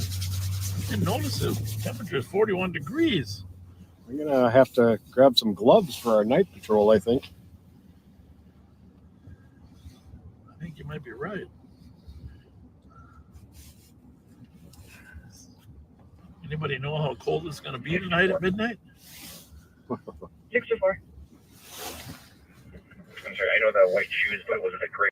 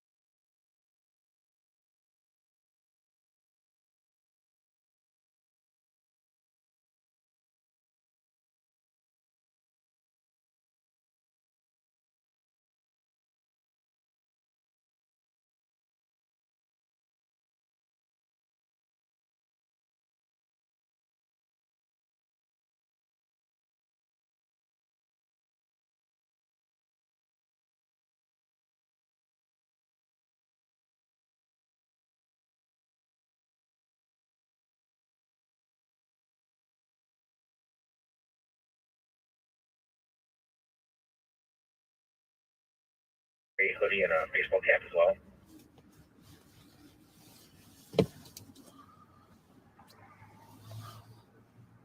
Does not say anything about the baseball hat. It shows gray sweatshirt and blue jeans. Yeah, it looks like he's doing fine. He's walking south towards John Ireland. The medics now are. How's it look that way? You're good. Clear. They do drive fast though, don't they? They sure do. Close that gap pretty fast. I'll take a drive through Como just for the beauty of it, huh? Sure. As long as we don't have any calls, anyhow. Northbound on Lexington and Minnehaha. We've seen the cathedral today, Summit Avenue.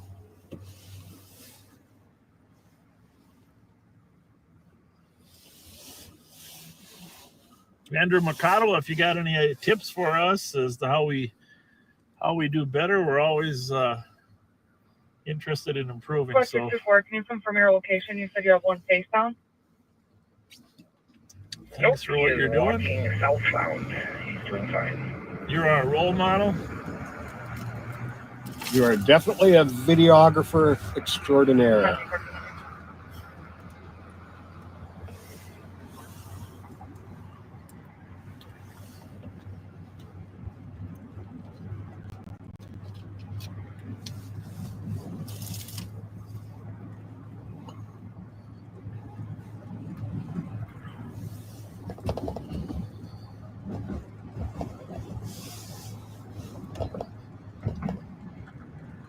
Supposed to be 34 degrees at midnight. Hey, Andrew, by the way, if one of the things I still haven't figured out is what program do people use to restream your stuff while they're restreaming like 5 other ones? During the protest, I would see somebody would restream Facebook, YouTube, everything on one screen. And then they could pick and choose which one was larger. No, we're using Restream to go directly to Facebook and YouTube, but I know there's a way that people can restream other people's streams like yours, and maybe not even legally. Maybe you don't want that to happen, but I just wonder what program that these people use to restream multiple things on the same screen. And if you know what program that is, I'd love it if you'd let us know. Not that we're there yet, but there might be a point in the future that we have multiple squads with live streams. Never know. It'd be nice for people to go to one place to figure out, what they wanted to watch. And we might even start that as a safety project for the squads without streaming it to the public. When they're at calls, it's nice, like the fire department does, where they get a video of the fire before they attack it. Right. Doesn't even have to be necessary for the public, but obviously a lot of things could be streamed directly to the public as well. Kill that. Yeah, kill that air conditioning there, Pat. What the heck? What in the world?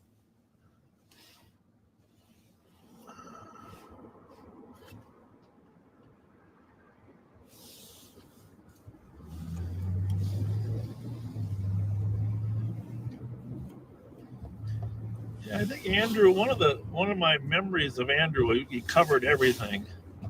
But I've complimented the St. Paul Police Mobile Field Force team, which we assist, but Troy Green, which during the riots, Troy's team, not on the first day necessarily, but as we figured out what was happening, Troy's team blocked the bridge entrances to St. Paul. And so as the large group was trying to march across the Lake Marshall Bridge, St. Paul prevented them from coming in.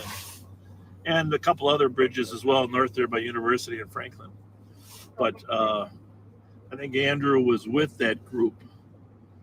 And I remember one of his quotes there. He said, it was a direct compliment to St. Paul as well. He said, St. Paul don't play. So at that point, we weren't going to let that level of destruction come back across the river into St. Paul and Ramsey County. And St. Paul Police Department. Commander Troy Green did an awesome job. Perhaps as a sign of flattery, that's that phrase has kind of been adopted by law enforcement on this side of the river. Well, you hate to have a saying because people begin to prove you're wrong, and they always can, you know. But it is important to know that we're not going to allow that level of property destruction to take place again. And the governor's office is committed to making sure that doesn't happen as well. 132. So, and as an interesting side note to that, it had been hundreds of cars and people that were trying to cross the bridge during that. And some of them that were able to bypass the bridges being blocked were subsequently stopped and found to have, there were guns, there were cans of gasoline. So it was definitely a move that saved a lot of property damage from coming to St. Paul. and actually, that's one of the best civil disturbance techniques is to limit and restrict movement.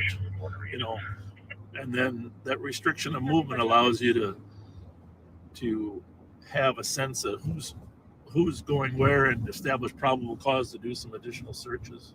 Correct.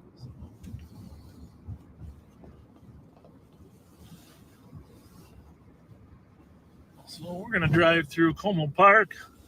What is this? Was this the Mad Mouse or the Mad Mouse? Not the. There was one here at Como and one at the fair. One was the Wild. I wish I could. I'm not sure. People remember. I love Como Park. Love to be able to watch the giraffes. The giraffes, the cat den, the wolves over here. Unfortunately, it hasn't been a lot of opportunity to do that.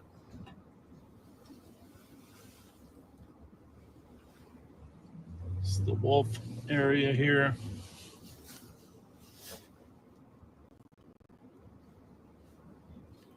We are on a special diet.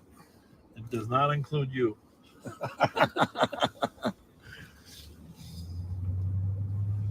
And contrary to the St. Paul urban legend this summer and some creative photoshopping, no, there was not a lion roaming the streets of St. Paul that had escaped from Como Park this summer.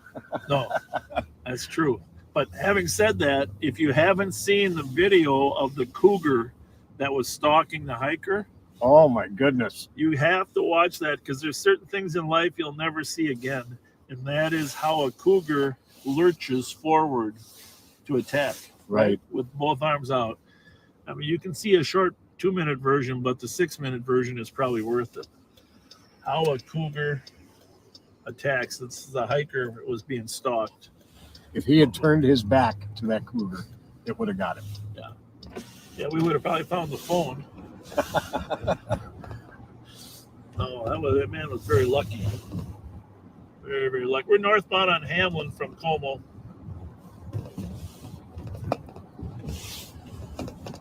And yes, for those wondering, yes, we are going live again at 9/11 tonight. Probably got to get a 20-minute nap in before then.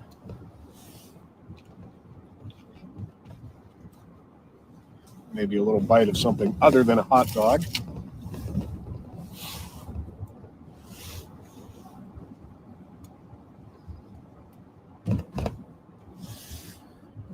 Being told it was indeed the Mad Mouse. Mad Mouse, huh? Yep. Okay, thank you. Thank you, Nancy. And of course, there were many other memories there. Of course, Casey the gorilla. And you guys put your Como Park memories in there because Sparky the seal. Don't forget Sparky the seal. I remember we used to go into the old little house there and make the plastic molds. Sparky the seal and Casey the gorilla. And it was the old cat cage there. I forget what the name of the building was. It's still there. And Happy 409. I'll save my Sparky the Seal imitation for another day. And oh, but how many great memories can you have feeding those seals with a little fish? You buy a little fish, throw them in there. That's a pretty memory cool. too. Yeah, all my kids have had that great experience of feeding the seals. A little circular seal island there. It's amazing. I mean, the cat house and the things that have been developed there.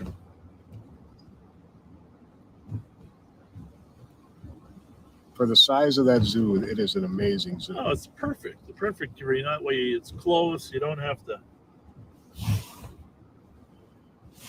spend a lot of time driving.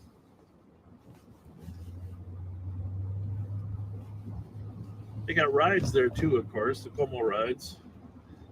And, in addition to the Madhouse. There was a time when you could actually ride the tortoise. Someone reminded me. Well, it didn't go very fast. It just sat there. Yeah. But you'd eventually beat the person riding the hare. And the conservatory there is a phenomenal facility in terms of how the beauty of it. A lot of people do their wedding pictures there, and even the entrance there. My wife and I did a lot of our pictures outside of the conservatory. Might have done some inside, but most of it was outside. Some at the gates ajar, and then outside the front of the conservatory. Beautiful facility. But I remember when I was in elementary school, we used to come here to see some plant that would only blossom once every 7 years or something. Does that sound familiar? Yeah. Maybe somebody will remember it. A plant that would only open its flowers once every many, many years. So that was our field trip to the conservatory.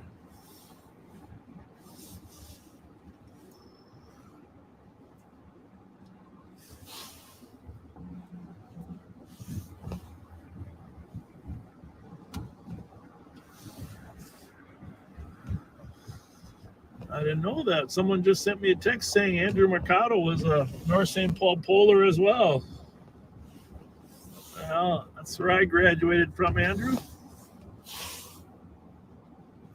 A lot of good years there, a lot of great teachers at North St. Paul. Of course, the building that you graduated from is a new building. Our old high school now is part of the administrative building. The other part's torn down. Hey, this bridge right here we're coming to there's a placard at the east end of it. It was dedicated to Council Member Jim Ryder, who passed away in office. He's my father-in-law. If you're ever up on this bridge, go to the east end of that bridge in Como. You'll see a placard and a sitting area with his name dedicated to one of the finest men I've ever known. And just a great role model there.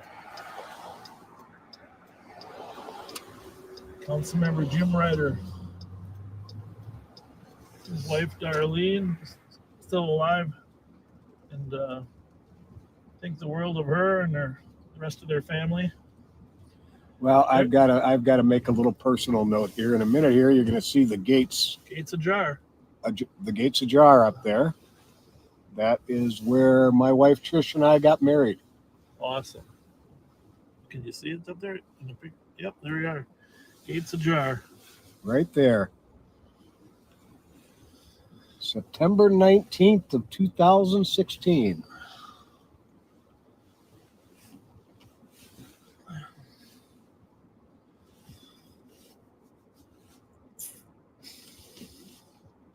Good memory. Wonderful memory. She had a wonderful person. Uniformed police escort along with her father up the hill to where I was waiting. A lot of memories up here. Indeed. She's a wonderful person. Wonderful, wonderful. Miss her dearly.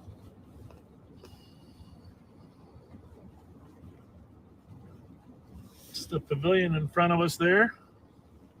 Reminds me of my friend David Glass that used to run the concessions here and frankly was mistreated by the city of St. Paul. I wanted to get rid of him for unbeknownst reasons, but probably some political reason. David, if you listen in the future, we appreciate you and your service to this community.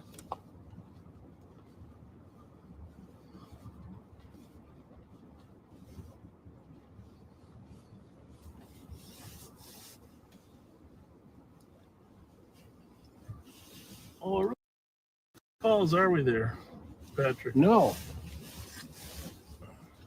Oh, I had this one off. Sorry. All right.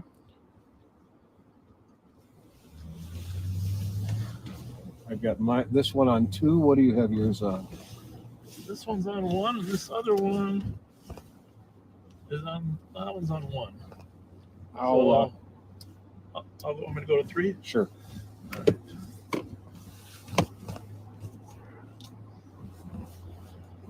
Since we're in St. Paul, we are trying at this moment to try and keep track of the 3 patrol radio channels. We do try to scan best that we can. It's not all perfect. I got a 4th one here that I put on Central.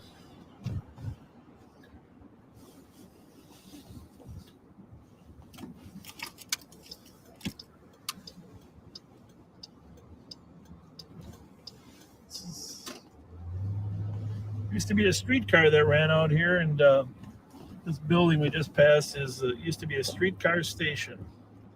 Kind of how funny things go in loops. There used to be a streetcar on 7th Street too, and now they're going to try to put a light rail on 7th. From downtown out to the airport. Como Park Lake, right in front of us.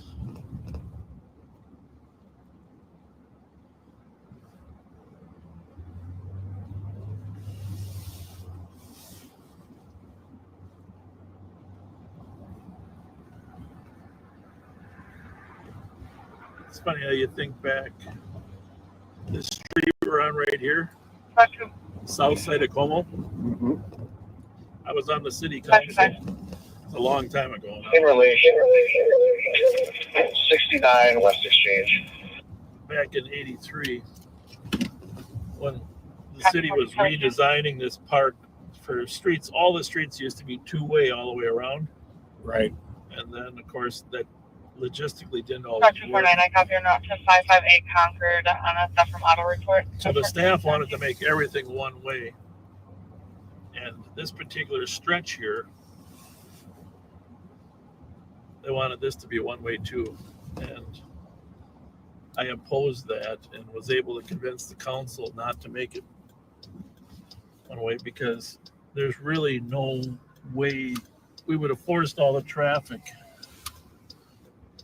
into the neighborhoods to go around the lake the opposite way. Right. So, No, I'm glad you were persuasive. no, you think back about little decisions. So, so I'm really thankful this is still 2-way, the south side of Como, because trying to get from Snelling to Dale, anywhere around here, to navigate this either way would have been. And we would have forced a lot more traffic to go around the lake extra without really going through here. So what happened was they said there wasn't enough room for two lanes here. But then they figured, see this retaining wall? Yep. They figured, okay, we're going to cut. This used to come closer. We're going to cut back into this hill here and put a retaining wall. So not a very difficult fix, but the reason for that retaining wall there is so we can have enough room for 2-way traffic on the south side of Como. Okay. So there's probably people out there that still don't agree with that, but I just think it's so much easier for traffic flow, and then you don't force all those cars to go around the lake unnecessarily on the north side. Right. By following the one way. It's just a little bit of trivia there.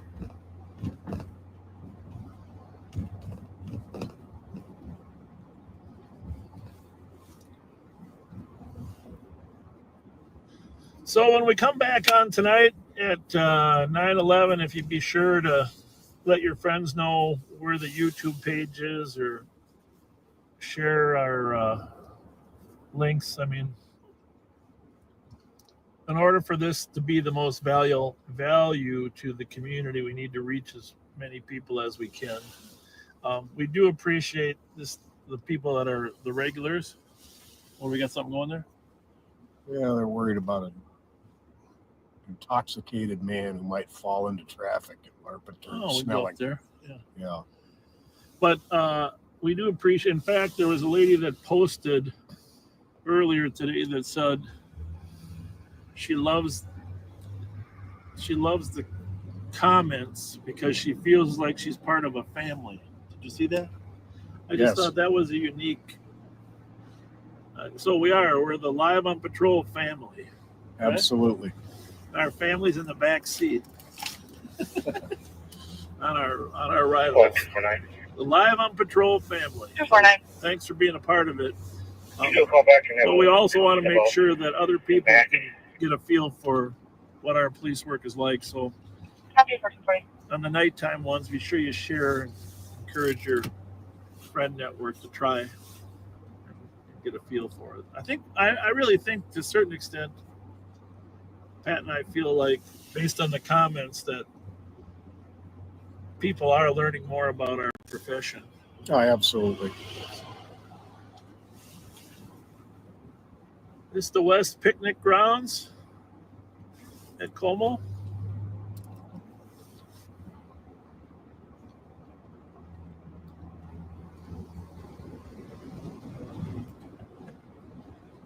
Looks like some street construction there on Como between Hamlin.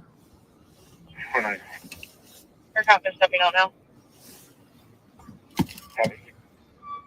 1441.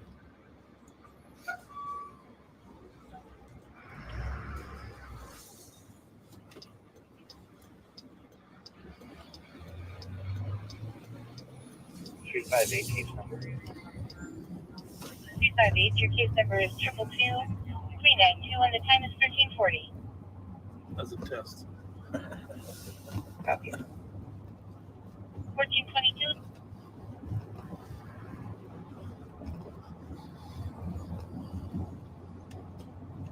Just now dispatched.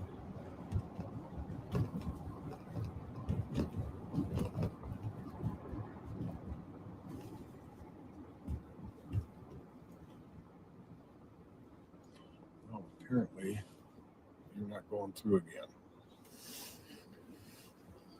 No.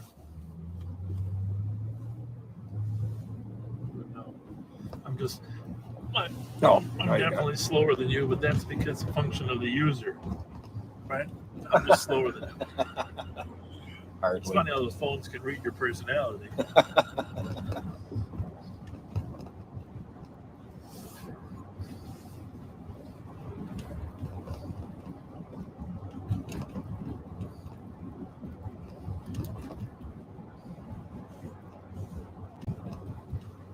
Well, we're probably not going to be live too much longer this afternoon. I got some work to do at the office, and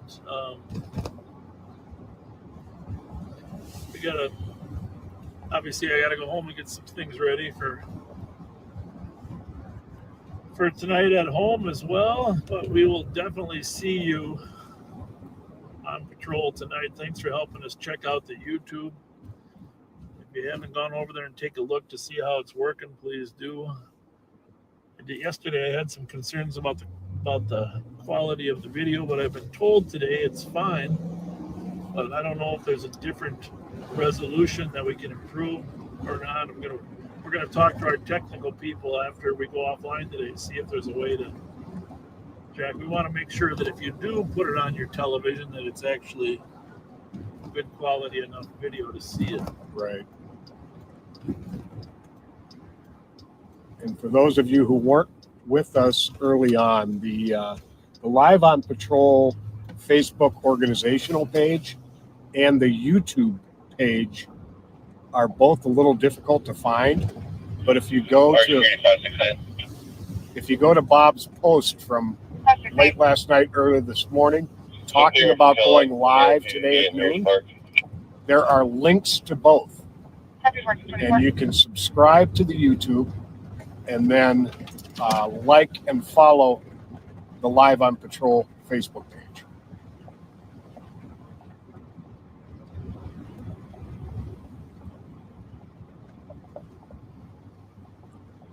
Somebody mentioned my dad just now. My dad was Ray Scott, who was a announcer for. There's our guy. For both the Twins and the Packers and CBS, and he was announcing for a number of places. But we're going to be out with this gentleman right now.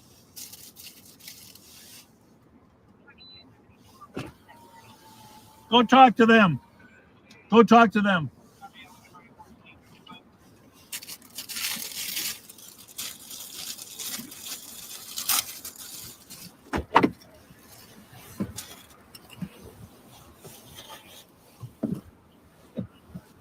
We'll be back with you in a minute.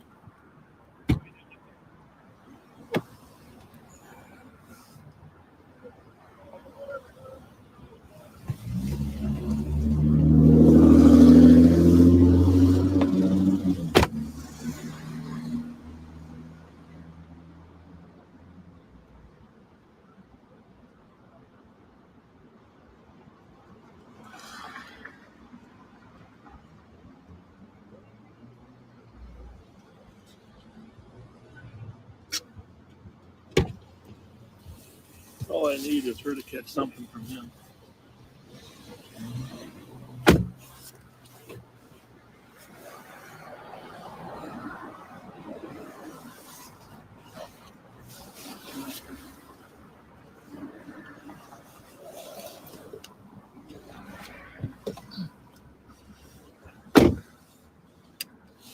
Squad 161, I copy en route to Thomas and Fairview. Marked a dangerous condition on a female that ran in front of vehicles with a sign saying help me at 1427.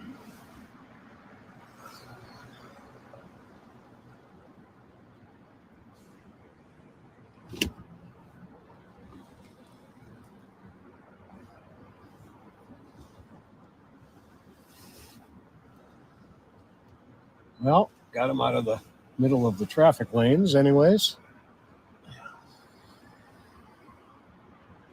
It looked like he was actually listening. He was just more or less dancing. He had those 2 cans of alcohol. We had him talk to the deputy. Let her handle the call. I don't like when he's in that close proximity to one of our people without a mask. You know? Right. So we got a truckload of new masks we can make sure we can give people. And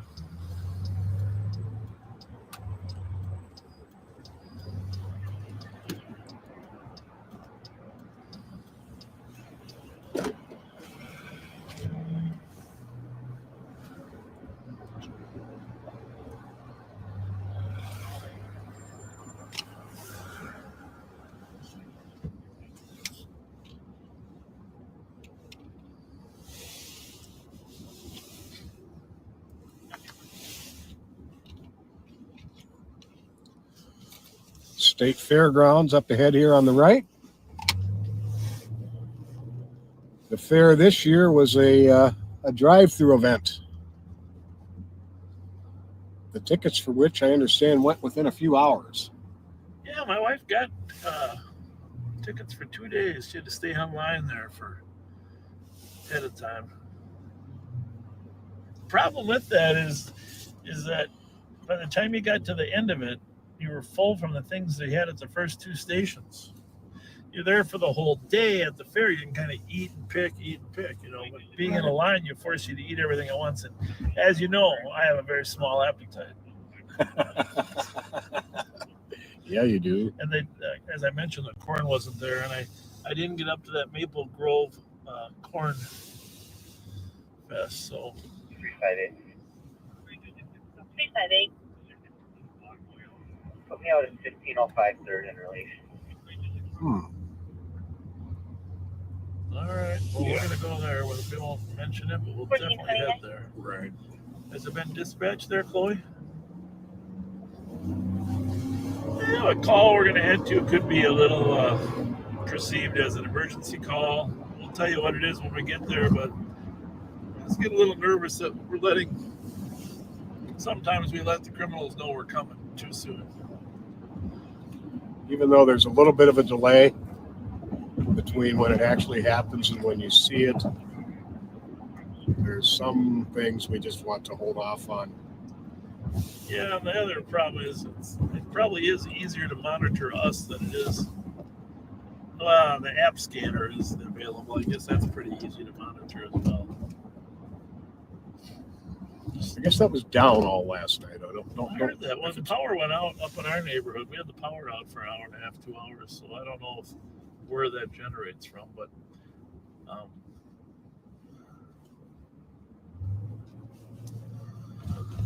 Hamlin University. Spent a lot of time in those buildings. Maybe when we're done with this call, I'll come back here. I'll show you where I was when I decided I wasn't going to be a doctor.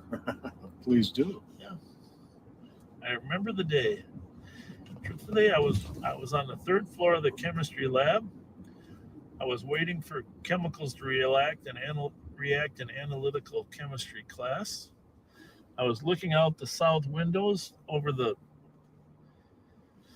open area by Manor and Soren dorm, and everybody was out throwing a frisbee around and playing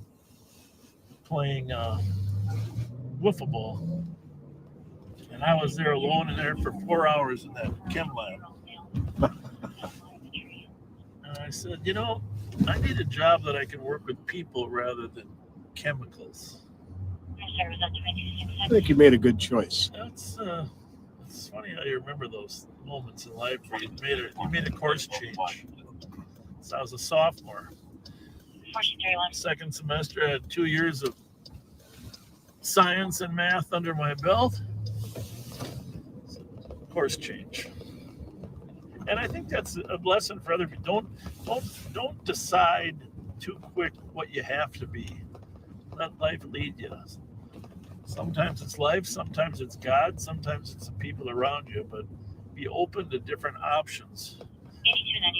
The most important thing is find a job that you love, because then you never feel like you're working. Absolutely. All right, bring us up to speed on this call here. All right, Fairview and Thomas. A woman ran out in front of vehicles and had a sign that said, "Help me."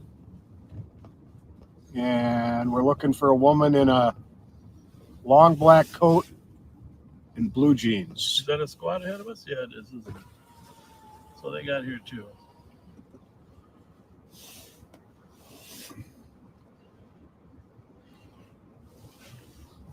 You think you'd be able to get out on the Fairview there, don't you? Mm-hmm.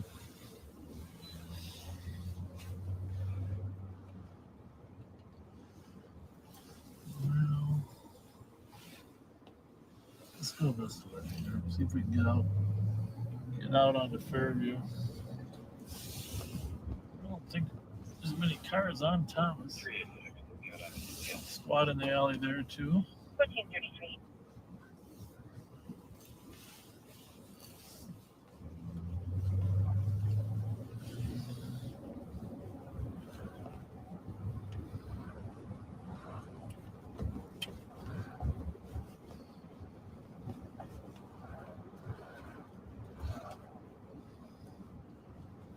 Well, definitely some construction out there on Fairview, huh? Or on Fairview. Definitely. Don't look like there's any traffic there.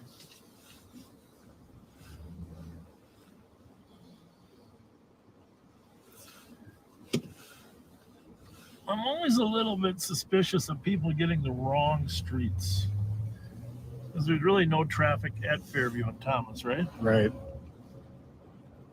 It's just non-existent because it's all blocked off.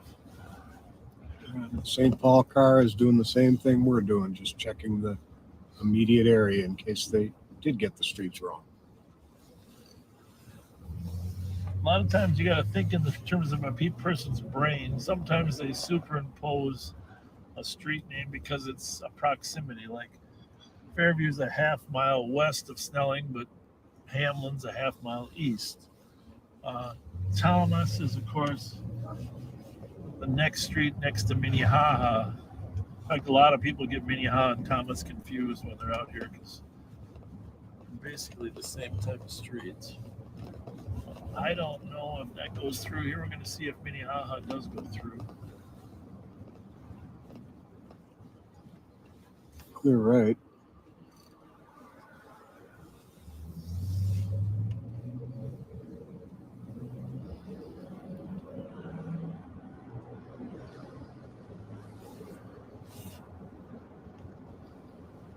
Well, apparently a few of the people watching say this is not an uncommon occurrence for a young lady who lives at near the intersection of Fairview and Thomas. It must be a daytime occurrence. Well, actually, now we're out on Fairview, which is a plus.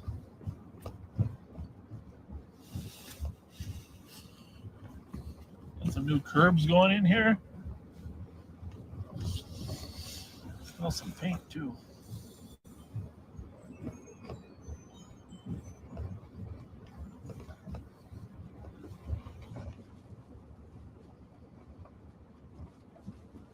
Squad 157 and 159. This could be our call again. 157. And 157. 1121 Randolph, assist fire with traffic on a house fire. House fire down off of Randolph and Lexington. 159. Person 36. So now we're back to Fairview. Damn. Well, this isn't any worse than that big hill we went over in the Chase, right? Oh, no, you can handle this with 153. ease. If 159 wants to cancel, I'll go. So this is where allegedly she was. One of the workers would have seen Okay, her. no, thank you. That's this guy, if you've seen a woman. Copy, I'll stay tonight. You guys see a woman out here Person 37. with a sign begging for help?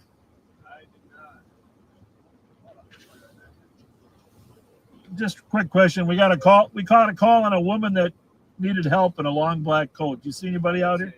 Maybe some crisis, mental health? Anything like that at all? No, All right. sorry. You're very helpful. You could sneak your way through there. So Yeah. but we just came from that way. I didn't Yeah. see any. Thank you. But she was right here by Thomas, but you saw Oh nothing. no, we didn't see. I just pulled up about 5 minutes ago, but I didn't see anything. All right. Thank you. Yep, Thank you. okay. Thank you.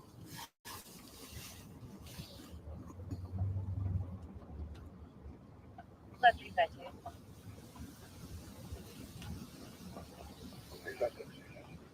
Looking at right on a domestic involving a weapon. Caller's child father is near the intersection threatening cop. Caller says he has a gun.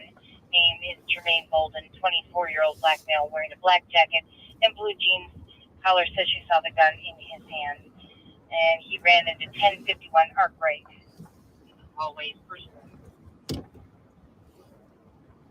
Copy. 307 272. 39 as well. All right. Well, here's the other.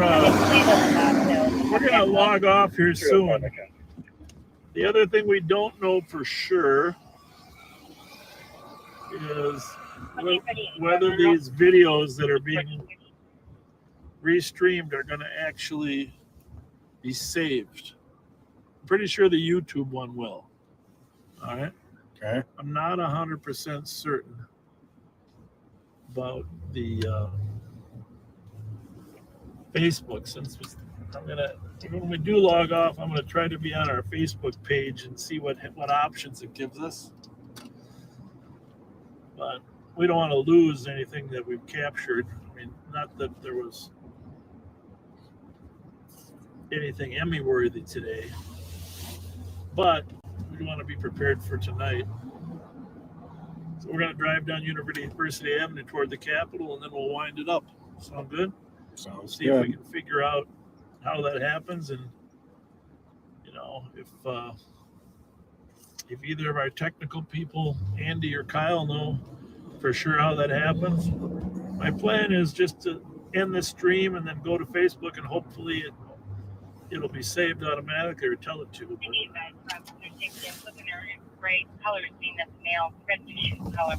So we're eastbound on University Avenue at Snelling, right by the Spruce Tree Center. By the way, looking forward to the new iPhone coming out. My lovely wife was going to pre-order one for me today, so we can see if the new improved camera is even better. Seems to get better with every generation. Yeah. And processor safety, it sounds like the mail is going to be. This app that we have actually, that it's running on, it's a full screen video. Oh, At nice. least on our end, compared to Right. what we were using before. But not that it changes it on the user end.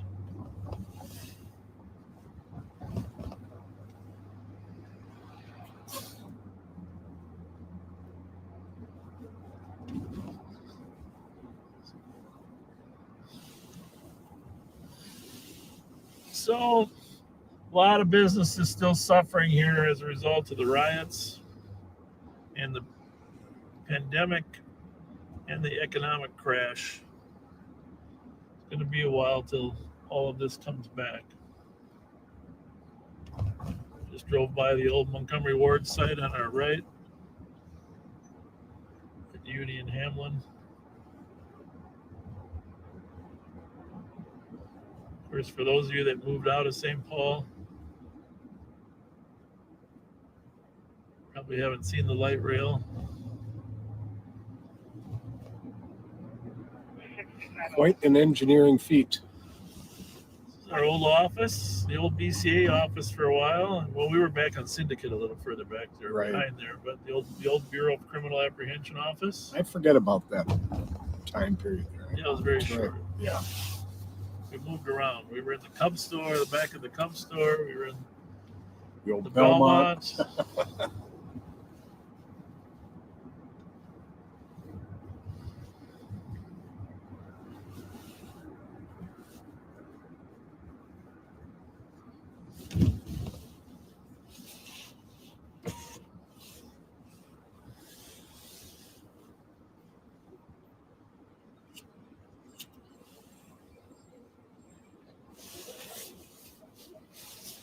We got a little heat on now instead of air conditioning. 625, what a gunpoint.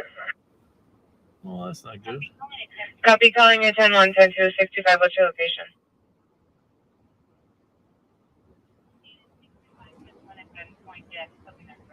'65, I copied you on 2 and 1. Okay. Where's she at? She's at Cook and Arkwright. Oh, yeah. That man with a gun call. 305, what channel is she on? She called out on 2. Yeah, she's supposed to be on 3. Oh, yeah.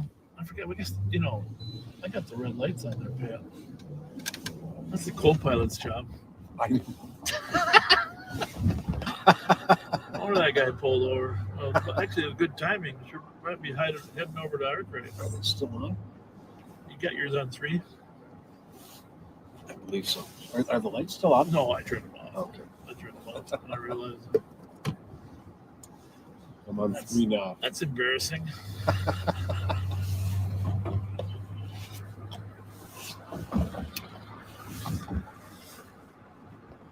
It was nice of them to get out of the way. Yeah, the thing is, they're the first ones after about 5 minutes. We have one at 1-3. You can cancel the 10-3. Copy, one in custody, canceling Why 10-3 don't at Cook you and just Arkwright. tell our viewers what the original call there was on Arkwright? So there was a domestic call over at Cook and Arkwright where the father of the woman's child had threatened her with a gun. Assist medics who are already on scene for a domestic issue. And one of the arriving squads spotted the man and took him into custody at gunpoint. And the Paramedic request. was placed. Don't have any more details as of right now, but the scene is under control, which is what code 4 means. When you hear that on the radio, code 4, that means that whatever the situation the officers are out on is under control. 389, where's the contact? 389 at 1444. And squad 158, did you copy? 59, when you come over to the, Some dark, you guys come on the edge come side. some dark gray, 389, we'll find out. dark gray clouds up there. Yep. I think I've seen the comments, yeah, I appreciate it, thank you. Now you notice at nighttime when you follow us, 1445. we might have made an effort to get to that call, right? Right. Information of squads responding to Randolph for the fire. Enter through the Edgecombe side. But that's Like, when there's we'll need that side blocked off. little or We no have traffic. the Randolph, Lex side blocked The off. daytime traffic greatly changes your range of patrol activity. Absolutely. Copy at It's 1445. just too dangerous to try. Squad To, 158, did you copy? there's some rain coming from the Okay, north. copy. We're ways out. It's actually coming from the northwest. And 389, the caller is going to step outside and speak with you. Copy. Are there any spots closer to 879 Sully to assist Appreciate it, thank you. unknown male has a weapon at the front? 1445. I suppose we could go there, huh? 356, we don't need any What more was the cars here. original nature of that Well, call? medics got a Mark, call, how did but you do? Look it up. 879 Selby. it's a man. Medics are Copy calling. 158 and clear. Maybe they're gonna handle it. Let's see. 138, copy, very thanks. Problem is 1446. this road blocked off now, right? Right. I think we can go a little bit though. Is that open a little bit? Yep. Down the next street? Yep. Yeah. Put on Victoria. Well, the problem is they don't have a squad to go to this 879. There's a car blocked in our way there. I think we can get. I'm taking the alley here just to be safe. Okay. I think that was 871 Selby, but I didn't catch the entire nature of the call. The medics were dispatched there, and when they got there, they said they'd send us a squad. There's a man with some type of weapon, Okay. but I think it was a domestic related. I don't know, but Clear right.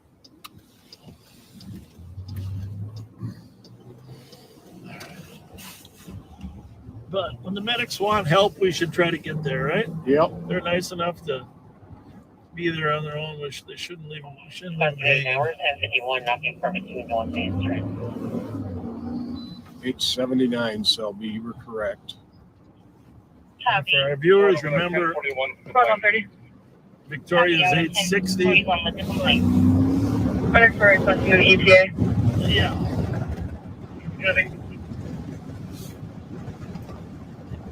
130, what is your ETA? Requesting an ETA. 2 minutes. Started off as a Copy 1447. domestic with a male 29 years old having chest pain and vomiting. And now turned into potentially a weapon call. The medics need help on clear.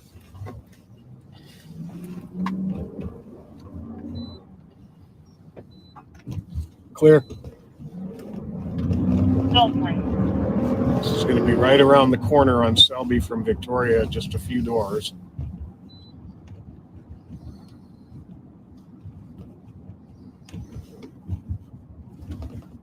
Golf 1 on Channel 3.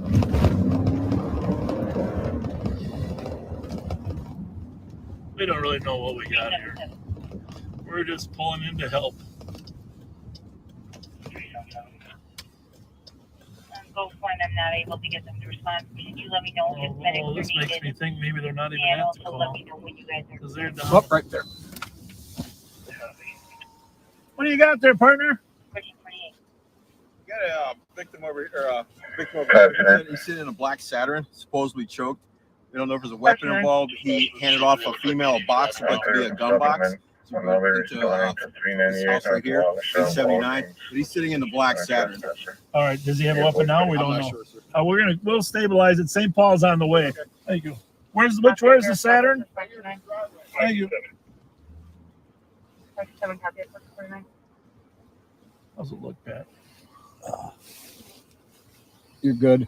back to the trash cans at least.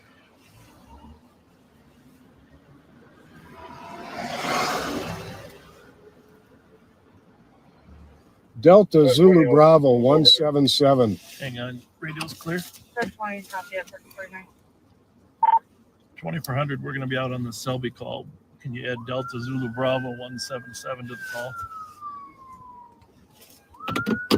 Copy at 49.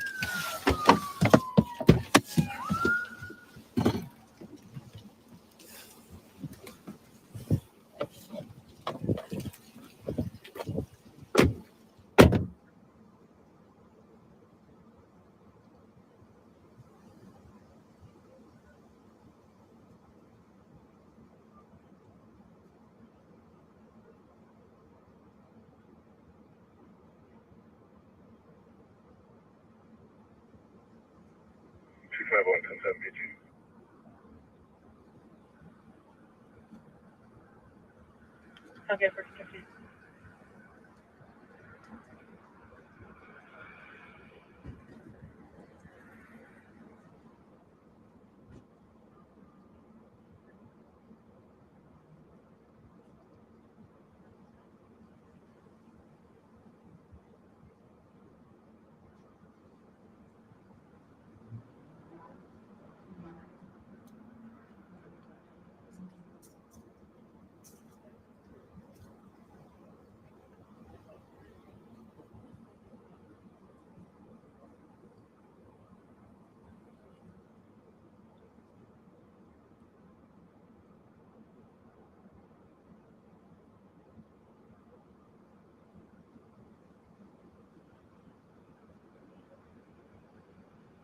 What they told us is they came to a call and they're going to go.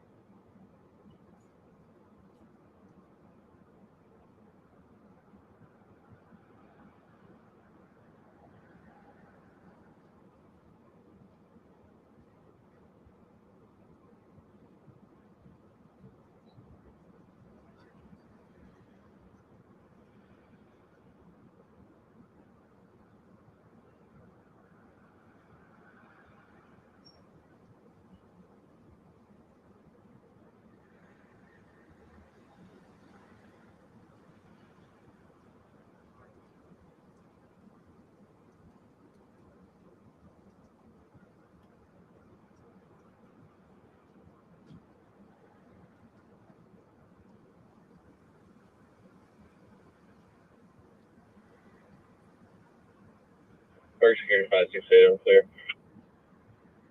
Copy at 1453.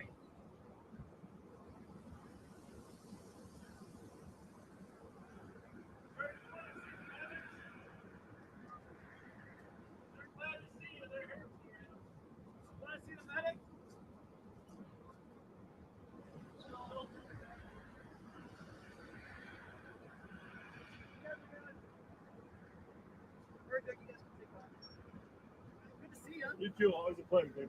Good to see you. How you been? Wonderful. How about you? Great. Yeah, you too. You look great. You look better. You look better. All right, Pat.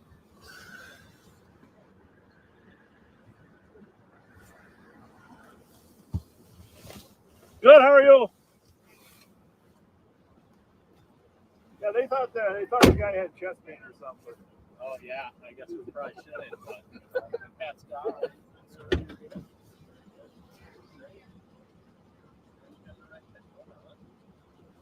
We're getting his license back. We got to get back. Oh yeah, we got to get back in the game. I'm his FTO. See you guys later. See you guys. Yeah, thank you.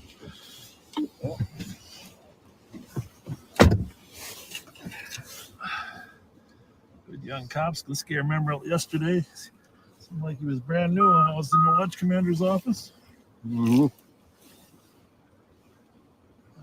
We're clear. Did that lady know you there or what? No, she's related to him. Said he'd been saying he couldn't breathe and was throwing up, and now he doesn't want any help. And whatever was in the box got into the apartment.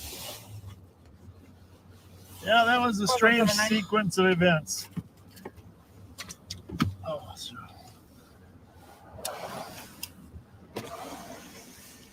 Negative response to Sure. Guys, Do that.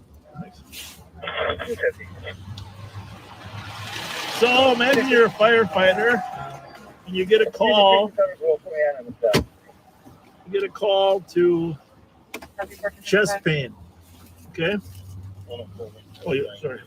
You get a call, this guy with chest pain. Thank you. Part of a domestic situation. And supposedly, in this case, the female had assaulted the male. When you get there and you're a firefighter,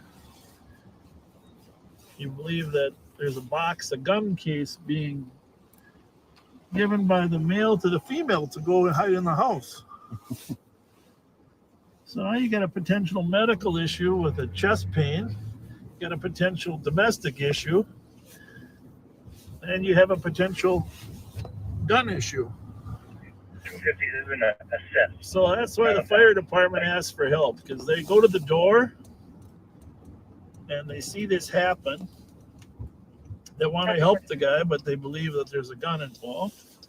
So they don't want to help him until it's code 4 and stabilized so they know it's safe.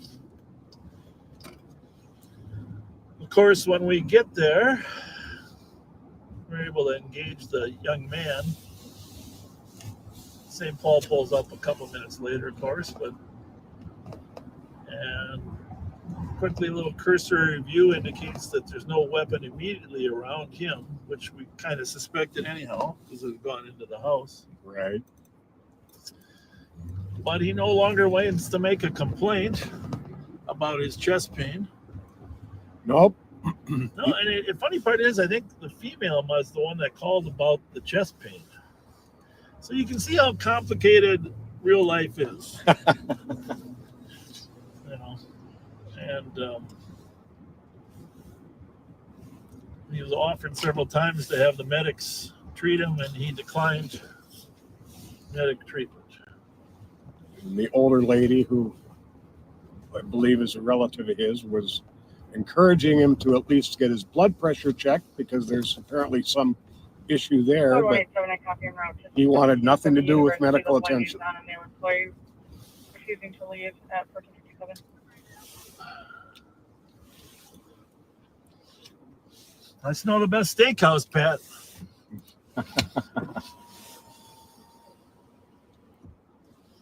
What'd you get us? You got steak for us? Smells good.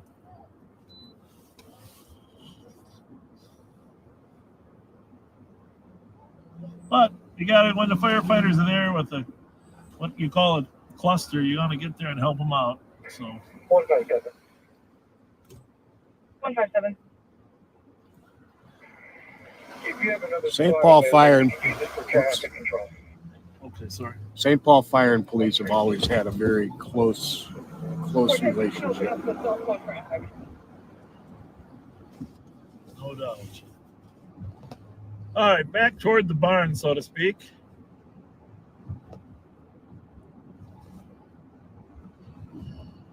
Now, if it holds true to most of these patrols, Every time that's what happened just there. the mere fact he said we're on the way to the barn, he uses the barn word, You copy, you can open southbound traffic. we generally end up going on a hot call. Let's hope not. Let's hope that was our hot call. Maybe you broke the cycle. Yeah.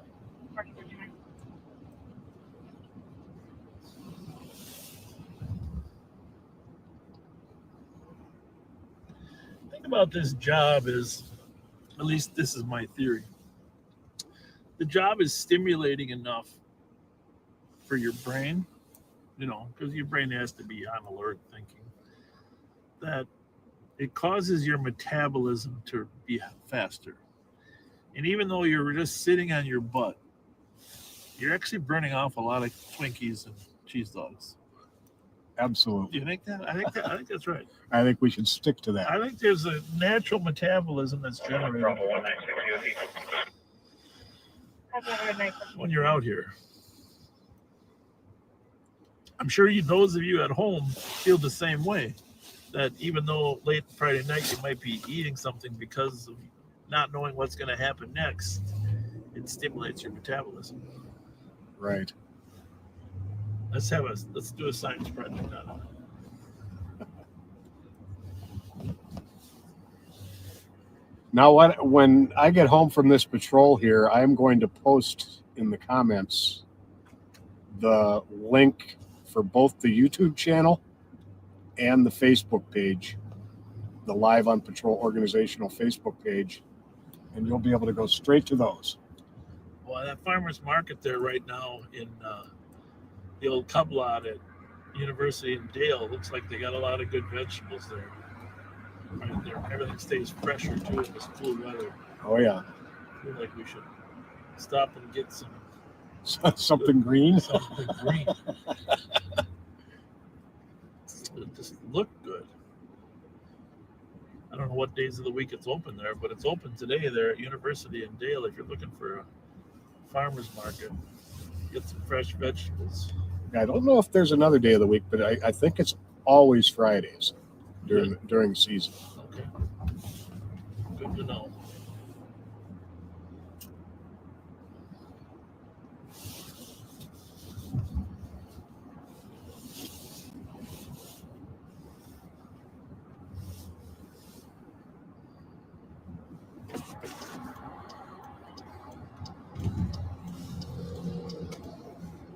There's the McDonald's on our right there.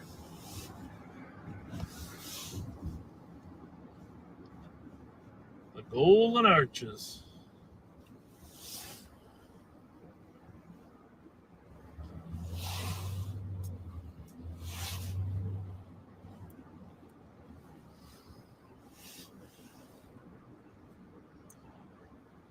Hey, we don't see those daytimers much. The coppers? Yeah. Yeah. I haven't seen Dave Blisky for ages. Great cop midnights back in the old days when I was in the watch committee's office. Yep. He's Alaska. I haven't seen him for. It's good to get out during the daytime once in a while. I agree.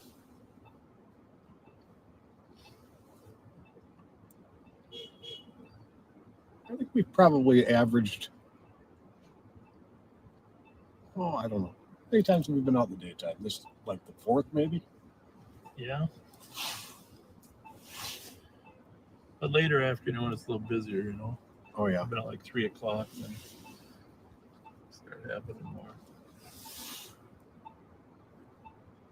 It's not like it was slow. I mean, there's not that many squads out. You get that fire down there. That's tying up 4 or 5 squads just helping with the traffic for the fire. Oh, for sure. You know, so we get a lot of suspicious calls during the day because people are up. Squad 138, I copy en route to 1107 Raymond Avenue on the CSC. The suspect is not on scene at 1503. CSC stands for Criminal Sexual Conduct. So there's a call out there on Raymond.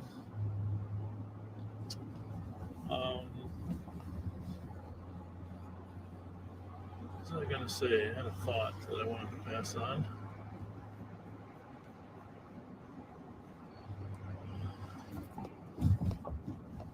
We're going to finish up here in front of the Capitol. Make sure we can figure out how to save this video.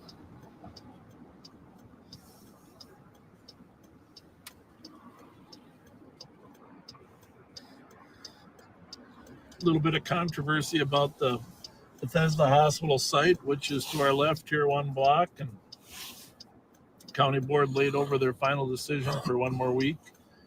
The 2 commissioners that represent this area, Trista Medicastile and Rafael Ortega, are soliciting some more input Squawk 142. from their constituents, and they also want to make sure the security plan is nailed down so Report. there's adequate security in and around the neighborhood. So it sounds like that'll be discussed again next Tuesday at the county board meeting. Get a trooper out guarding the Capitol.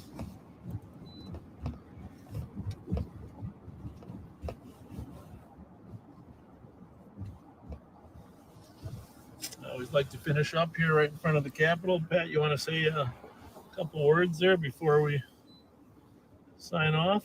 Well, glad everybody could join us today who did. And this is a great place to sign off at the capital of the great state of Minnesota. 9/11 tonight. All right. We'll see you then. See you at 9/11. Thanks so much. Woodbury squads are behind Minnesota Adam Union Victor 00.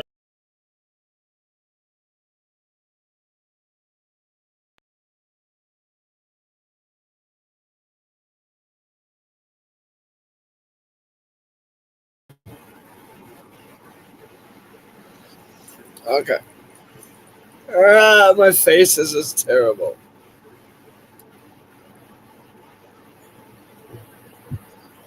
Okay. My face is just terrible.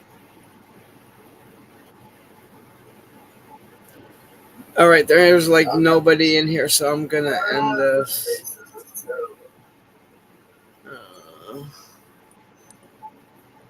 All right, there's like nobody in here, so I'm gonna end this.